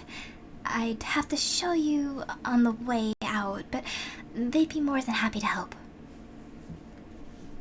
But how? It's better to see. Shiro unslings her bag from her shoulder, looks in, then digs her arm into the bag. She reaches a little further in than should be possible, and she pulls out a paper talisman. Here, stick it on a bag with a wide top. It'll expand the capacity to roughly 10 times the original. Don't worry about the extra weight, just be careful not to pack anything that'll spill. Kuro nods and starts up the stairs hurriedly to pack. I'm Kuro. Kuro stops to look back at her. Thank you. Kuro nods with an awkward smile, a mix of worry but also pride in making his decision, and dashes the rest of the way up. Interior, exterior, Kuro's car. The marsh side stop. At night. Shiro and Kuro get into the car together and close the doors in unison. Okay. There's a pregnant pause. Where are we going exactly? You know the little marsh area on the way to campus? Yeah, right along the road. It's like 2 minutes away. We need to go there to find Hanazawa. Kuro nods and steps on the gas. The car pulls out and takes off to the swamp. We get the impression that they've been driving for about a minute. Kuro slows the car as they approach the spot. They open the doors of the car and get out, heading towards the marsh, which is generally a heavily wooded area.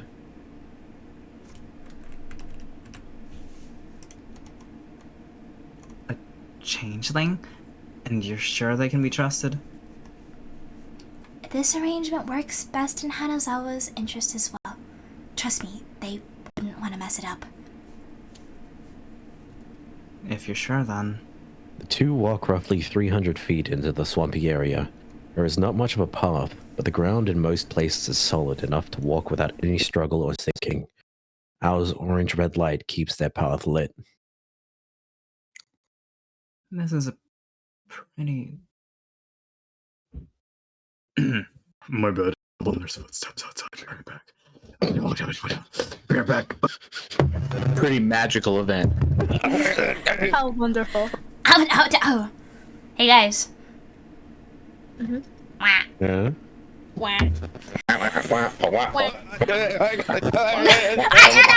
no, it's back! It's back! Dorky, it's back! Oh god. I'm back. Welcome back. Thank you. Okay. You ready? Yeah, So I'm ready. we're walking on the path, and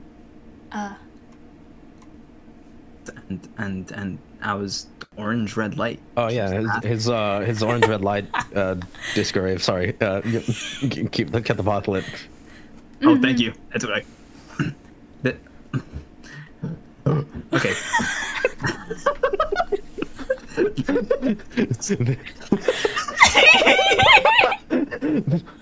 This is pretty deep. Hold on, I heard something. What was that? Terrifying. It's a good thing that was an alternate universe. That didn't actually happen. And then something jumped out at Kuro. Oh, Duh. Actually, if you want to pause here and just chat for a bit more, I'm gonna run an ad. Yeah, I was gonna say how much longer put on. Kaboom! Let's go. And then I remember that Kuro one was time like, I "This tried is to pretty I tried to deep." snooze an No way. ad and accidentally ran the ad instead. Oh. It's pretty Okay, we're deep. It's pretty deep, man. What's that over there? Do you hear that? Kuro, watch out! As we see two blinking eyes followed by a music box.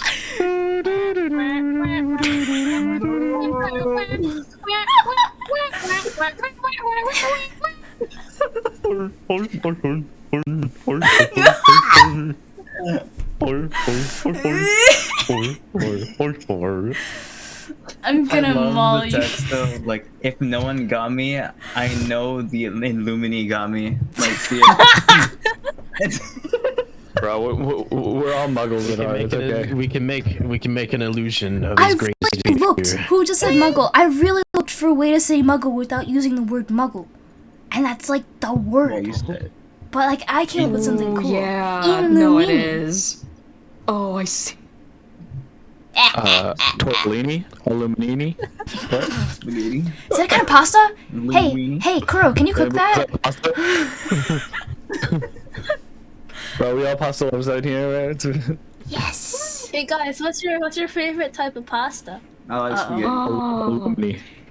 Oh, I love pasta. That's the new thing. They'll erase your memory, but like you'll still have the word. You'll be like, oh, Illumini, what's that? I don't know, type of pasta probably. It's like you're not gonna remember any of this, but I'll answer your questions, I guess. Pasta. So it's not Illumini, it's actually Illumini because we have the Lumini and then the Illumini. It's hard to say, not gonna lie. They got many different types of pasta. We do. I thought it was Illumini for some reason. The Illuminati. Don't make it like Illuminati. No. It's totally not a secret society. You should draw. At all. You should draw it as a type of pasta. Oh my god. Just some guy laying down. He's like, that's me on the Illumini. And next to him is a thing of pasta. Everyone who just came back from the ad break is probably wondering what the hell we're talking about. Pasta. I love pasta. We love pasta. Okay, you guys ready to continue? Yes. That's the magic. That's the good magic. It's pasta. I'll wait. Yeah, his orange red light keeps that path lit. This is pretty cute. You said you found them on your way to campus? They usually stay away from the road, but noticed me after a couple of days of walking by. They were surprised to see a witch around here. I noticed them staring once. They later told me they were surprised that I waved at them. She pauses, moving a branch out of the way for Kuro. Apparently, most coven members would lecture them about respecting witches and not staining their aura with the extended gaze of a lower being. Her face twinges, no scrunching brief. It's common for the coven to make remarks to assert the esteemed position of a witch, but I've never observed any negative impact on mana quality from simply looking at someone. I never really understood why they say things like that. She shakes her head, frustrated. It feels wrong that witches degrade others, lower beings or not, to promote themselves.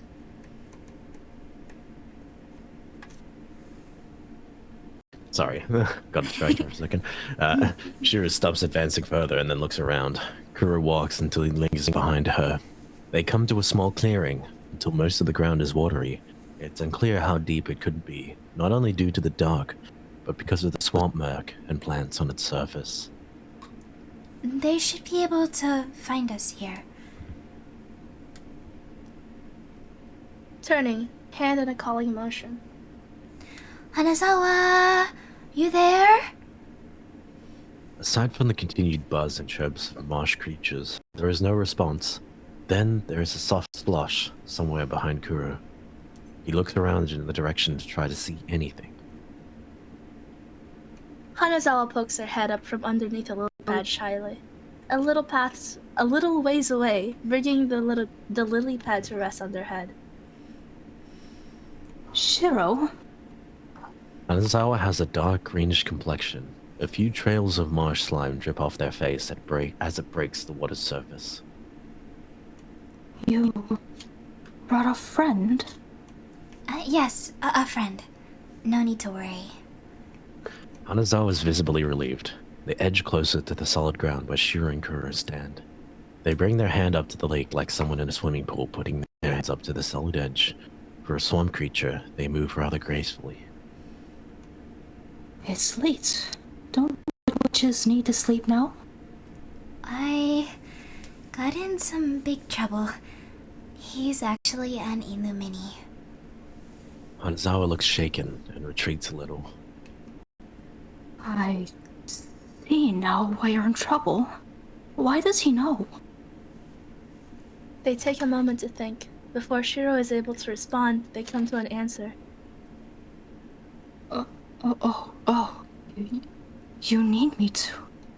Hanazawa moves closer. Slowly, they raise a brackish arm out of the swamp and grab one of Kuro's ankles firmly. Hanazawa begins drawing their other arm out of the water to grab the other ankle, pulling the other one, already in hand. What? Wait, hey, no! Shiro goes wide-eyed, realizing what Hanazawa had assumed. Wait! Hanazawa! No, that's not what I meant. I am so sorry. No, I would never ask you to do something like that. Hanazawa stops and lets go gently. I see. Shiro. You're a good friend, so I wouldn't mind. If you ever need, just ask. Hanazawa smiles calmly, sweetly, not seeming to understand the morbidity of their offer. Shiro shakes her head reassuringly.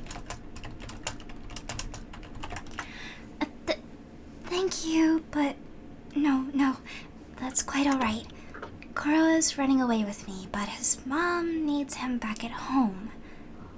Hanazawa listens with a parted mouth, looking aloof, then realizes what Shiro is about to ask.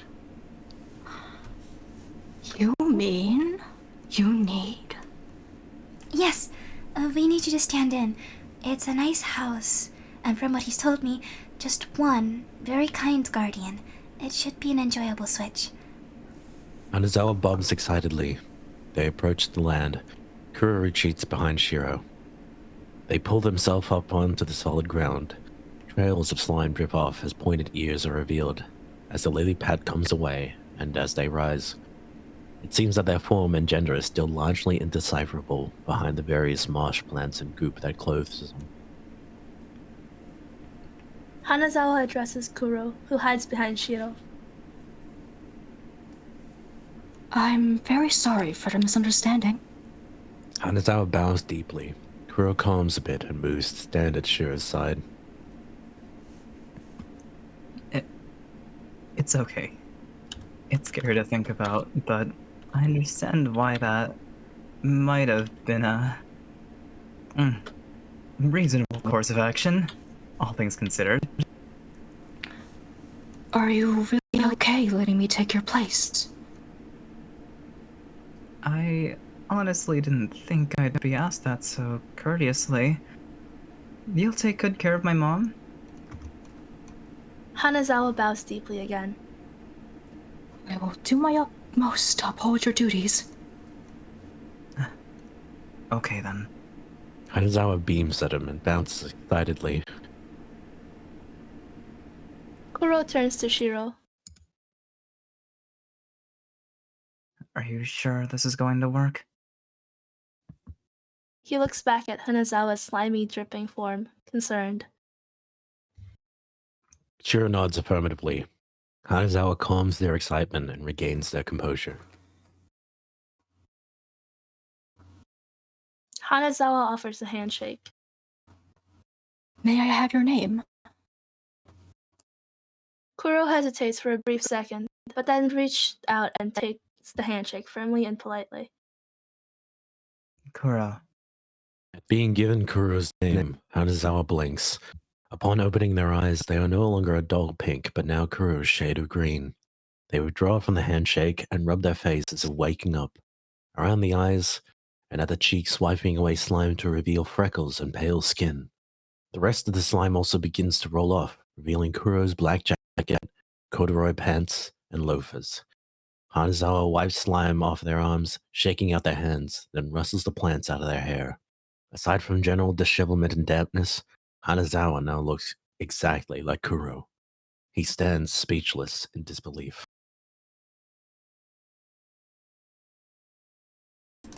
Are the basic memories intact? They're coming, slowly, but they're clearing up. There's enough to get by on. I can make it to the house. She breathes out, relieved that the change had worked out. Ready to go? Kuro doesn't respond for a moment, staring at Hanazawa, mouth still slightly agape. Hanazawa smiles shyly, bows daintily, and heads to the direction of Kuro's car. Kuro? Yeah. He turns to go to the same direction as Hanazawa. Oh, we're not headed that way. Huh? But the car. Hanazawa is taking it home. And hearing her name, Hanazawa turns and waves goodbye. Kuro and Shiro wave back. That does make sense, actually. So we're going to be on foot? Shiro starts to walk deeper into the woods, Kuro following. For now, yes. I'm hoping to pick up broomsticks at some point, but we'll have to get to a city first. Actual broomsticks? Yep. They're comfortable, light, and compact. Unlike cars or trains or airplanes. I guess bicycle is probably the closest comparison, but those can't go very far and have to stay on pavement to really be effective. I see. Oh, by the way, do you have a wipe or napkin I could use for my hand? Oh, so slimy? Yeah. As this conversation happens, the camera gradually moves away, giving us a view of the extended depth of the wooded area they're venturing into. As the camera makes it past the treetops, it rises for a couple seconds and fades to black. The exterior in Japan wilderness, after midnight. We get the impression that Shiro and Kuro have been traveling for about 1 to 2 hours. They look tired from staying up, walking through the woods, and from the events initiating their escape. I think we should rest. Yeah, I'm exhausted. Should we take turns watching for trouble? Ao doesn't really need to sleep. He can take the night watch. One moment. Ao pipes. Huh? Owl pipes up from inside the lantern. Oh, can I talk now? Kuro's tired eyes widen in surprise as he registers that the little entity alighted in the lantern is sentient. The one speaking. Kuro inspects a bit closer, perceiving the jealous body base and what seems to be the creature's face pouting. Shiro begins unpacking a couple of things for them to rest. Pillows and sheets, mostly. There's a raid. Oh, There's a raid. okay. Hi, Raiders! Oh no, We're SkyWolf, you're reading. good. You're good. You're very good. Listen. Yeah. Hello, Raiders. I'm gonna give Hi, y'all a Raiders. shout out, but we're gonna continue. Well, again, you probably had a long stream, so make sure you hydrate, go get some sleep. Thank you for the raid. Alrighty, guys. Okay. Okay. Over there. Well, that's silly to ask now. Anyway, I know you've been holding back, so thank you. I just didn't want to overwhelm him. Just seeing Hanazawa's change was a lot for him. Fair point. Kuro continues to observe Al, staring at perhaps a little too hard at his red-orange flames. It's more out of a curious wonder than shock now, though. Ao squirms a bit under Kuro's gaze. What? Sorry. Oh, for your name. You're not exactly very blue. Al and Shiro freeze. Al looks uncomfortable, and Shiro just goes blank, dissociating. That's the touchy topic. Why don't we not talk about that and get you guys some rest before we gotta start hightailing it again? Sorry. I didn't know. Nervous and confused as to how he broached such a tense issue, he unpacks a single pillow and futon blanket. He struggles to convince himself to lay it on the forest ground to sleep on. Looking at Shiro, it's a bit hard to watch her plop down expensive-looking pillows and a couple of blankets without hesitation. Shiro finishes to set up her sleeping area and looks over to Kuro to see he's finally setting his things down, straightening the blanket. She looks taken aback, pulls out a couple more pillows and 2 blankets out of her bag, walks over to Kuro, and sets them down for him. When she's satisfied that he has enough, she tucks herself in and begins to settle in for sleep. Kuro, slightly overwhelmed by the amount of pillows. Thank you. Shiro nods her head against her pillow. Good night. Good Al night. settles in the land. Oh, sorry. It's okay. It's okay. Good night. Go to bed. Shut up. Go to sleep. Oh, sorry. My bad. Al settles in the lantern, dimming his flame. The forest is peaceful. Nothing disturbs the air but gentle sounds of night insects. What seems like roughly 30 to 60 minutes pass. Can't sleep. Kuro sighs and sits up. You've known for a while, haven't you? Yeah, sleepy people don't twiddle their fingers that much. Don't really blame you though. It's a lot to process. Yeah, a lot is a bit of an understatement. Ao smirks proudly. If it's any consolation of all the people you could have ended up having to run away with, I personally believe Miss Shiro's probably the luckiest one you couldn't hope to get stuck with. Oh? What makes you say that? Ao somehow smirked wider. Oh, I'm glad you asked. Bringing 2 stubby slime arms up, storytelling fashion, dramatically. Are you ready for a tale of how we came to this most magnificent form? Ao gestures to his glorious 2-inch high figure. Absolutely. Flashback to 8-year-old Shiro, the exterior and interior of the Coven School at noon. During a break from training, Shiro's instructor has her pulled aside to discuss her moving into a more advanced class to better match her capabilities. Shiro doesn't seem very interested in what the instructor is telling her and looks wistfully at the other kids, wishing that she was playing instead of talking to the teacher.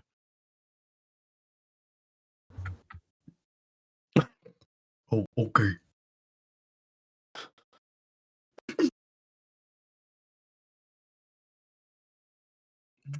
Sure doesn't say that in the script. This isn't in the script, is it? Oh, it's a child. She's a child! You're much stronger than the other children, Shiro. Oh, God. Ah!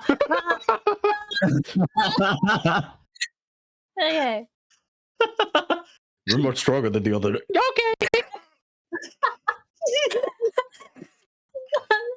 It's like calm down real quick. Okay.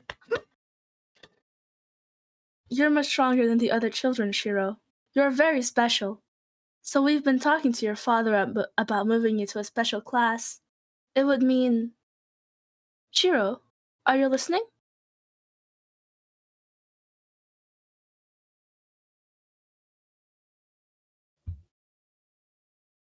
A special class?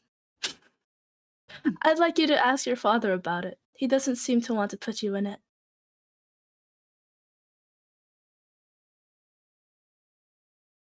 The instructor sighs, but seems satisfied enough. She motions for Shiro to be off. She bounces happily and goes back to where the other witches are. They are huddled, crouched around something. Al is being poked and prodded with sticks. Children are commenting on the small size.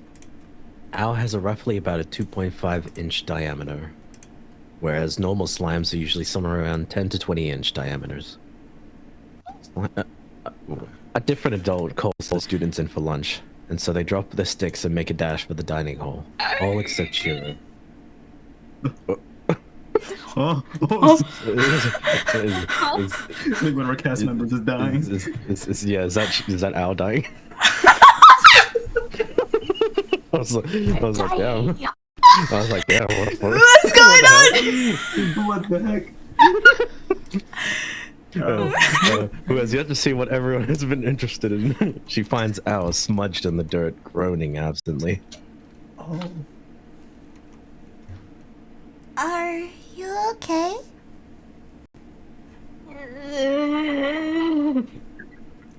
Carefully, Shiro gathers the disoriented Al. Still deformed and distraught, Al continues murmuring incoherently. Concerned for the small, sickly slime, Shiro skips lunch to attend to him. Hanging back, Shiro sneaks down a different hall. She brings the pitiful creature back to a dark, quiet room and sets her on a desk. Any better yet? No! I'm sorry, don't do it. Do you want some of mine? You would do that? Would it make you feel better? But And then of course. Shiro gathers him in her hands again and closes her eyes to concentrate. Gently, she redirects her mana flow into Ao. Ao is relieved, brightening up. whoa, Shiro withdraws and Ao is quiet for a minute. you're amazing. Shiro is slightly surprised by this compliment out of the blue. It's no problem. I've always had a lot of mana, so sharing a bit is no issue. No, thank you very much, miss. It's just, well, if I may ask, why go through the trouble of helping me? You were hurt, so it'd be very inconsiderate to just abandon me like that. It was extremely considerate, miss. Especially to do it for someone as low as me. Status should not stop me from lending a hand to someone who needs it.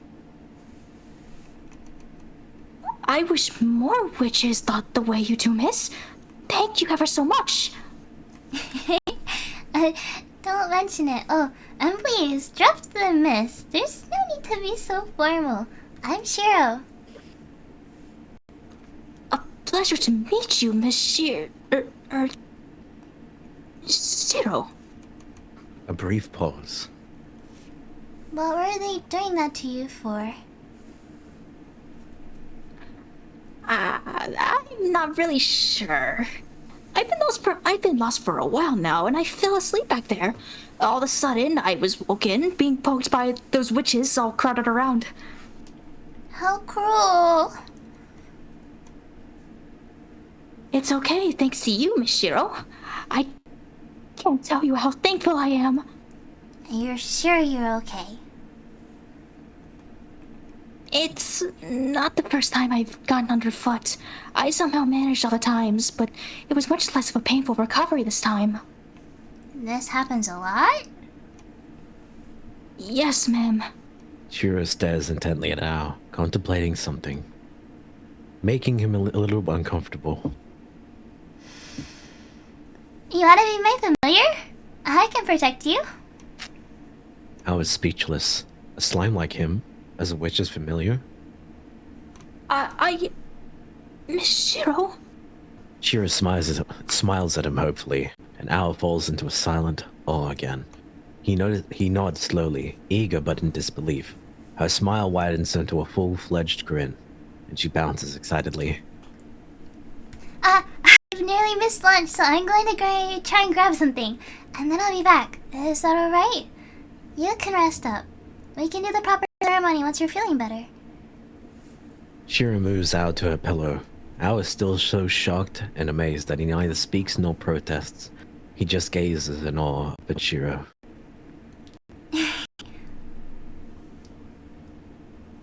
See you in a bit. Almost closing the door, but popping back in momentarily.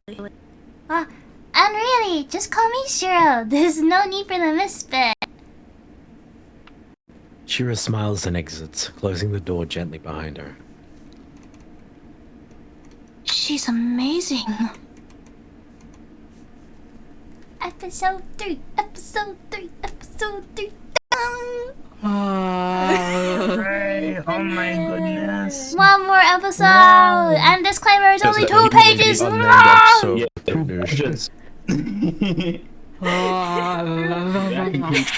Okay. Bro, is my audio fixed? For now. For now, seriously, I really don't know how to get. If I get tased, don't worry. Unintended tasing. I'm sorry. I'm just electric, you know. Yes. Woo! They call me So- Eel. I have more graphics. So this is what the mansion, the Ikawa mansion looks like. Wow. It's an actual photo. I thought it looked very nice, so I yoinked it. Thank you, Alex Shapiro. It's a nice house. So, yes. I like all of the perfectly manicured plants. Yes. The crazy thing is a lot of houses in Japan actually don't last that long because the materials are like paper and wood. So usually you don't see anything over, like, in terms of like modern architecture, I'm not sure about past architecture, but usually in modern architecture you don't ever see anything more than 10 years old. Which is pretty nuts compared to American standards. Oh yeah. So like, if the wind blows really strong, we'll just like blow a hole through your house. Just explodes. I mean, Huffing up, blow your house down. it probably depends on the house, but because Japan has so many earthquakes, so many tsunamis that happen, I would assume that the type of infrastructure isn't really meant to be like long-lasting. It's more probably oriented around being able to recover from disaster. So it kind of makes sense. Okay. And then... I mean, it snows in parts of Japan. Wouldn't it be cold inside these paper houses? Yes! Hence futon song. Futon no naka kara detaku nai. You're so cold. Samurai! That's why you get under the table. You get under the kotatsu. Make sure it's not on if you're putting an unconscious person underneath it. Otherwise, you could kill them. That's a good idea. Yeah. And then Tsukasa never recovered from being under the That's what I'm saying. Kotatsu was already on. Shiro casually murdered somebody. She's like, no, I'm not gonna stuff the body. It's fine. Flips it on. Walks away. I remember the first time we were reading through the script. Master's death. Like I specified that it was switched off, and like Wait, where was it mentioned that it was switched off? In one of the original scripts before I revised it. It So was. you figured better to leave it to mystery, huh? I think we're gonna assume that it's off, you know? That it's on. We don't want to Okay. kill anybody, right? That's why I was saying like. I don't want to kill it sounded anyone like- on screen. Oh yeah, true.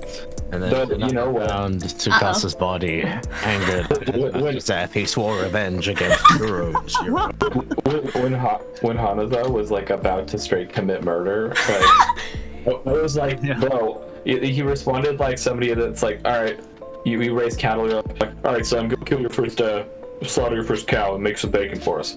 It's like, okay, I'll do it. Like, I'm a little scared, but I'll do it. Hanazawa. Okay, so the background around Hanazawa, and I don't have a. Oh wait, you're not supposed to see that yet. Nobody saw it. Spoilers. Yeah, but it's an ad right now. I think The thing about Hanazawa is Hanazawa's been around coven witches for a really long time. They don't want any trouble. They just want to live.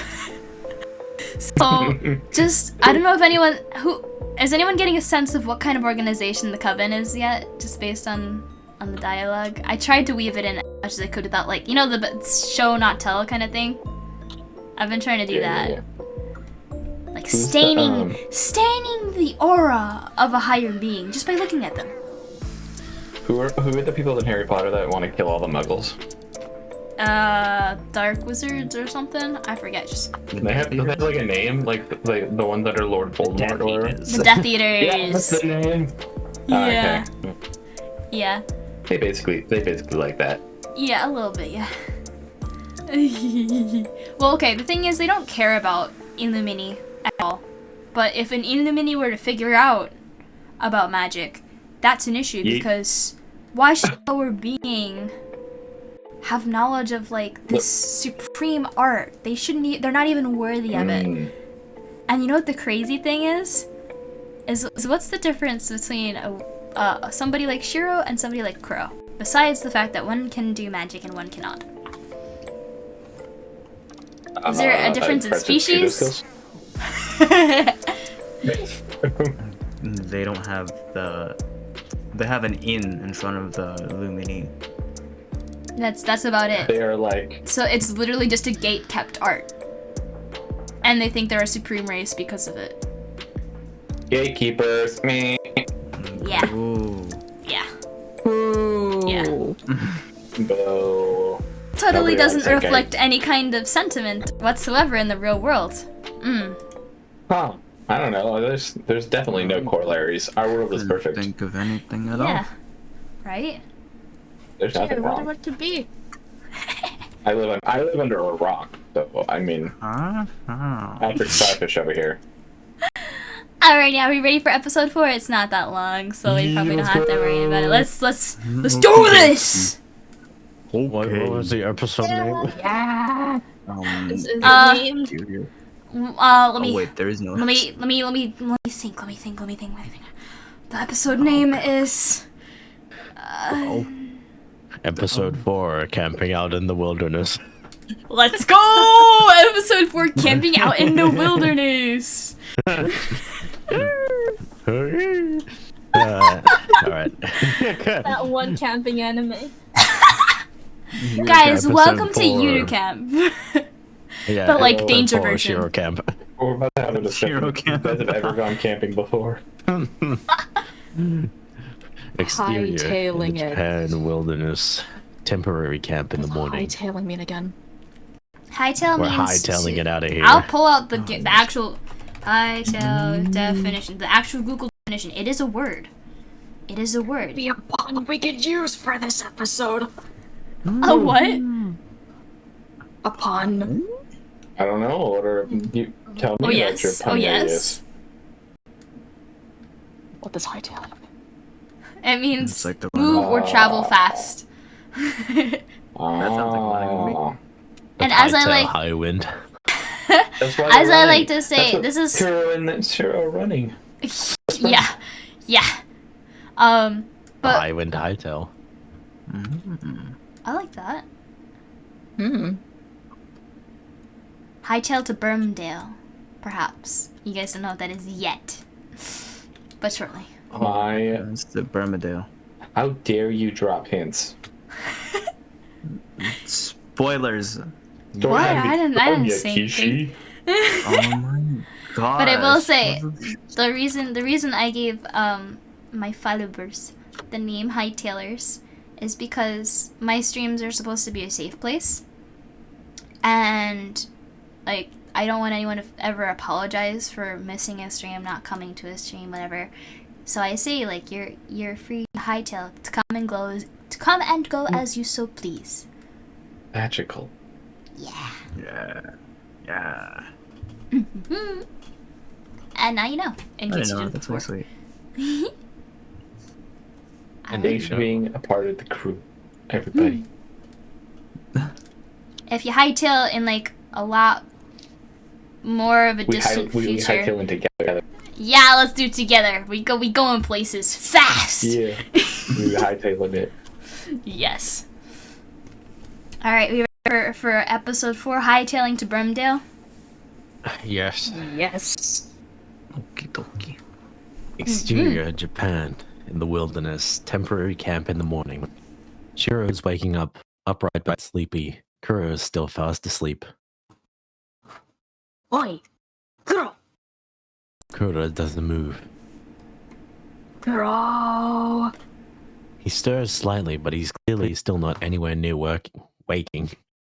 Al bounces down from the lantern and over to Kuro. Shiro watches, still dazed by sleepiness. Al climbs to get atop Kuro's chest, struggling. Kuro! He manages to get to the top and balances as he speaks, attempting to shake Kuro given he doesn't have hands. Kuro! It's time to get up! We have to get going! As Al bounces...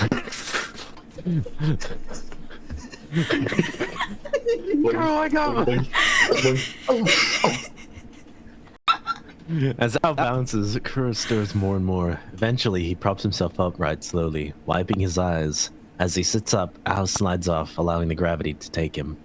Kuro finishes wiping his eyes. Blinding him with his slime.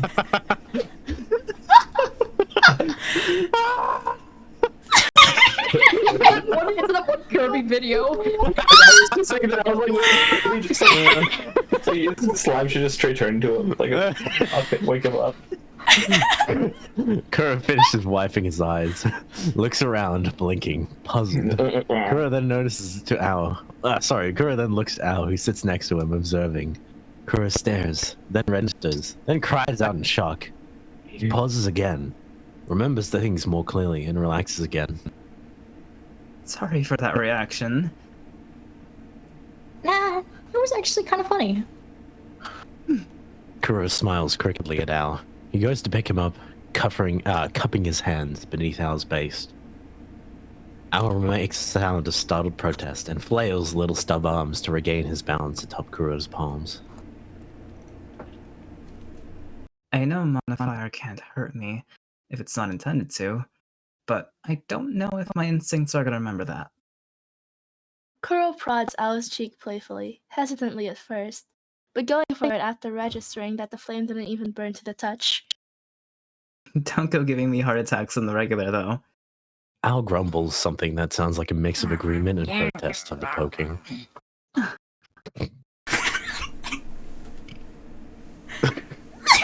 And then... He did. You got some slime in your Did you hear that? He did. This is next level. Eventually, given that Kuro doesn't stop, Al playfully bites Kuro's finger. Rather than being vicious in any capacity, Kuro's finger becomes enveloped in gelatin with a gentle goop. And Al continues grumbling, adorably, gnawing to no effect. Kuro smiles widely. He looks to Shiro and witnesses what he recognizes at the first time he's ever seen Shiro smile. Though it's not very wide, she averts her eyes, closes them, and takes a deep breath in and out, and opens her eyes again. Shiro, traces of her smile are gone. It looks like the weight of the situation is on her mind again. Let's get going. Kuro nods, his smile also fading. Al lets go of his finger and jumps to the ground. Shiro and Kuro pack their things, trying to brush dirt off and leaves off the pillow, then blankets without much success. Shiro grabs her staff and lowers the tip for Al to climb on. Then they set off. Several scenes of them walking peacefully through the woods pass, over small cliffs, creeks, hills, some low-hanging vines, fallen trees, and past a pond. A stop for lunch, for which Kuro pulls out Tupperware and snack bags. Cut to night. They've set up camp again, but this time Kuro has set up a ring of stones for a fire. Kuro points towards the woods. I'm gonna look for some kindling. Shiro spreads her hands in the air over the ring, and a second later a fire springs to life, cracking warmly.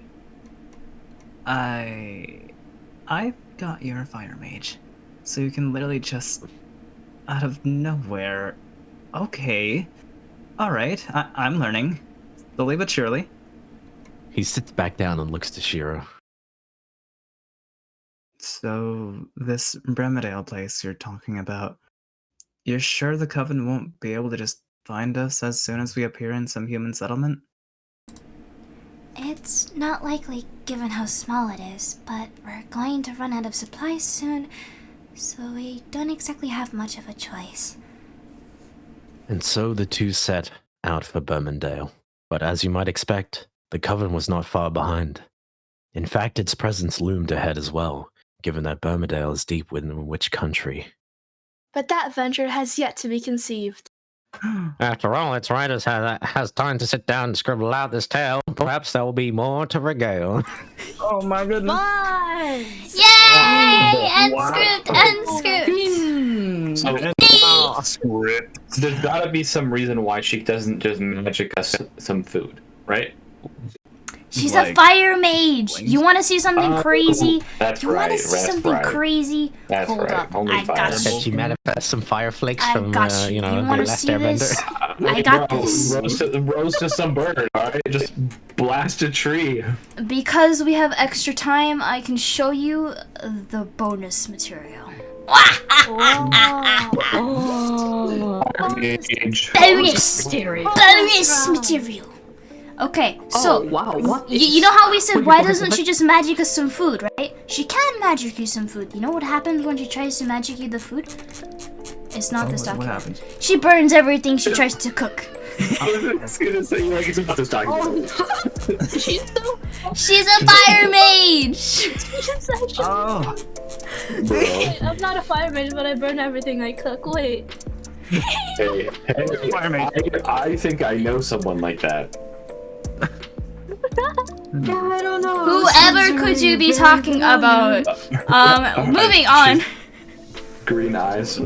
Hint.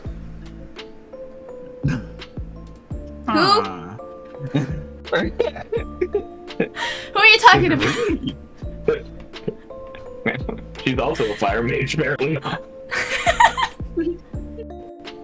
oh yeah. She just left the house doesn't burn down. Arson. What? Anyway, What? so It's just crazy. You got that. we have some graphics. The very first concept shot of, oh, not the very first, but like specifically of Al. You have all the way over to the left is Al. What he looks like with his fire, and what happens when he gets extinguished.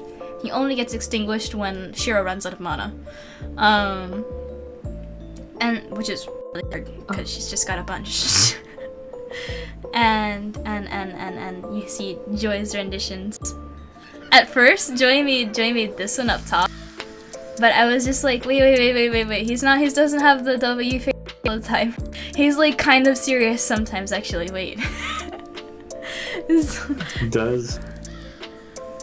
I was gonna say, like, so she doesn't run out of mana because she can replenish mana at a rate that's equal to what the amount of mana that Al takes. So little bit of background. Shiro has a flip ton of mana. She has more mana than most witches. However, something strange. She's been sent away to a remote location because she's been depressed. And her father's like, okay, we need to take her out of where she is because she's not doing okay. Something is wrong. And this is because her mother recently passed. And I'm just like, father doesn't really understand daughter, huh? No, he's always busy with work, and it's not his fault because guess who overworks him? Because he's smart. The Coven. Society. Always trying to make him do something else. There's a next project. There's another experiment. There's something else you have to do. You can't step away. The world needs you. So she has a good relationship with her father then? Yeah, but they're not on very familiar. familiar terms. It feels like she's talking to a stranger sometimes because he's just so far removed because of his work. But she does love him. Speaking of work, I do have to get ready, unfortunately. So Okay. I'll have to get out of If you need to head out, yeah, if you guys need to head out, feel free to. We're just gonna chill and talk until we're tired and yeah. I love you guys. I might be back on later, but I have to spend time with my girlfriend for at least a little while before the night ends. Okay. Yeah, and I have to go to work. It's sad. Good luck with your SkyWolf. Good luck. Hi, Oh, good. No worries. Do you wanna- do you wanna- these periods. Okay. Do you wanna end off here then? Outro? Do you wanna hightail together?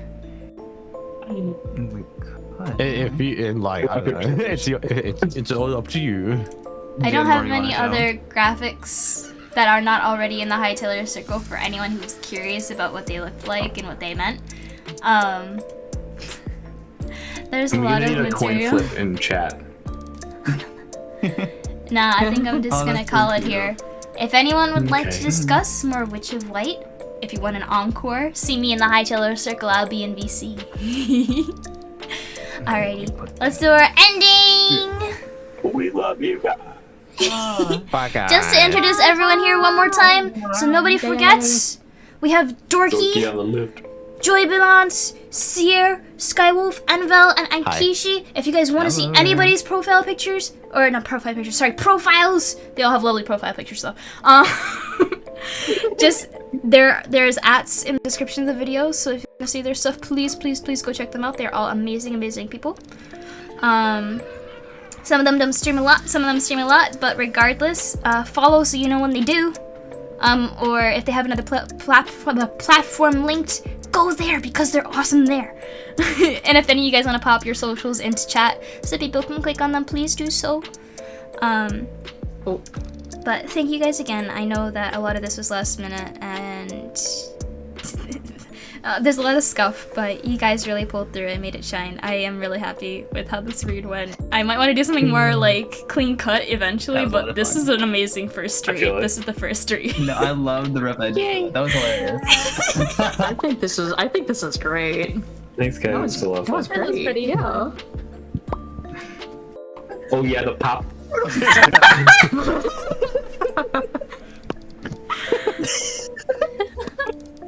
What? If you don't have any more questions, Kuro, I'm out of here. Skedaddling. See you later. On that note, Bye. I might stream tomorrow in case anyone wants to join me. Let me know in Creators Connect if you guys have any ideas. Otherwise, that's tonight. If I'm not streaming tomorrow on Friday, I'm streaming on Sunday. So I hope to catch you guys then. Till then, take care, stay awesome, and pervade the positive chaos! Yes! Bye-bye! Bye bye. Bye.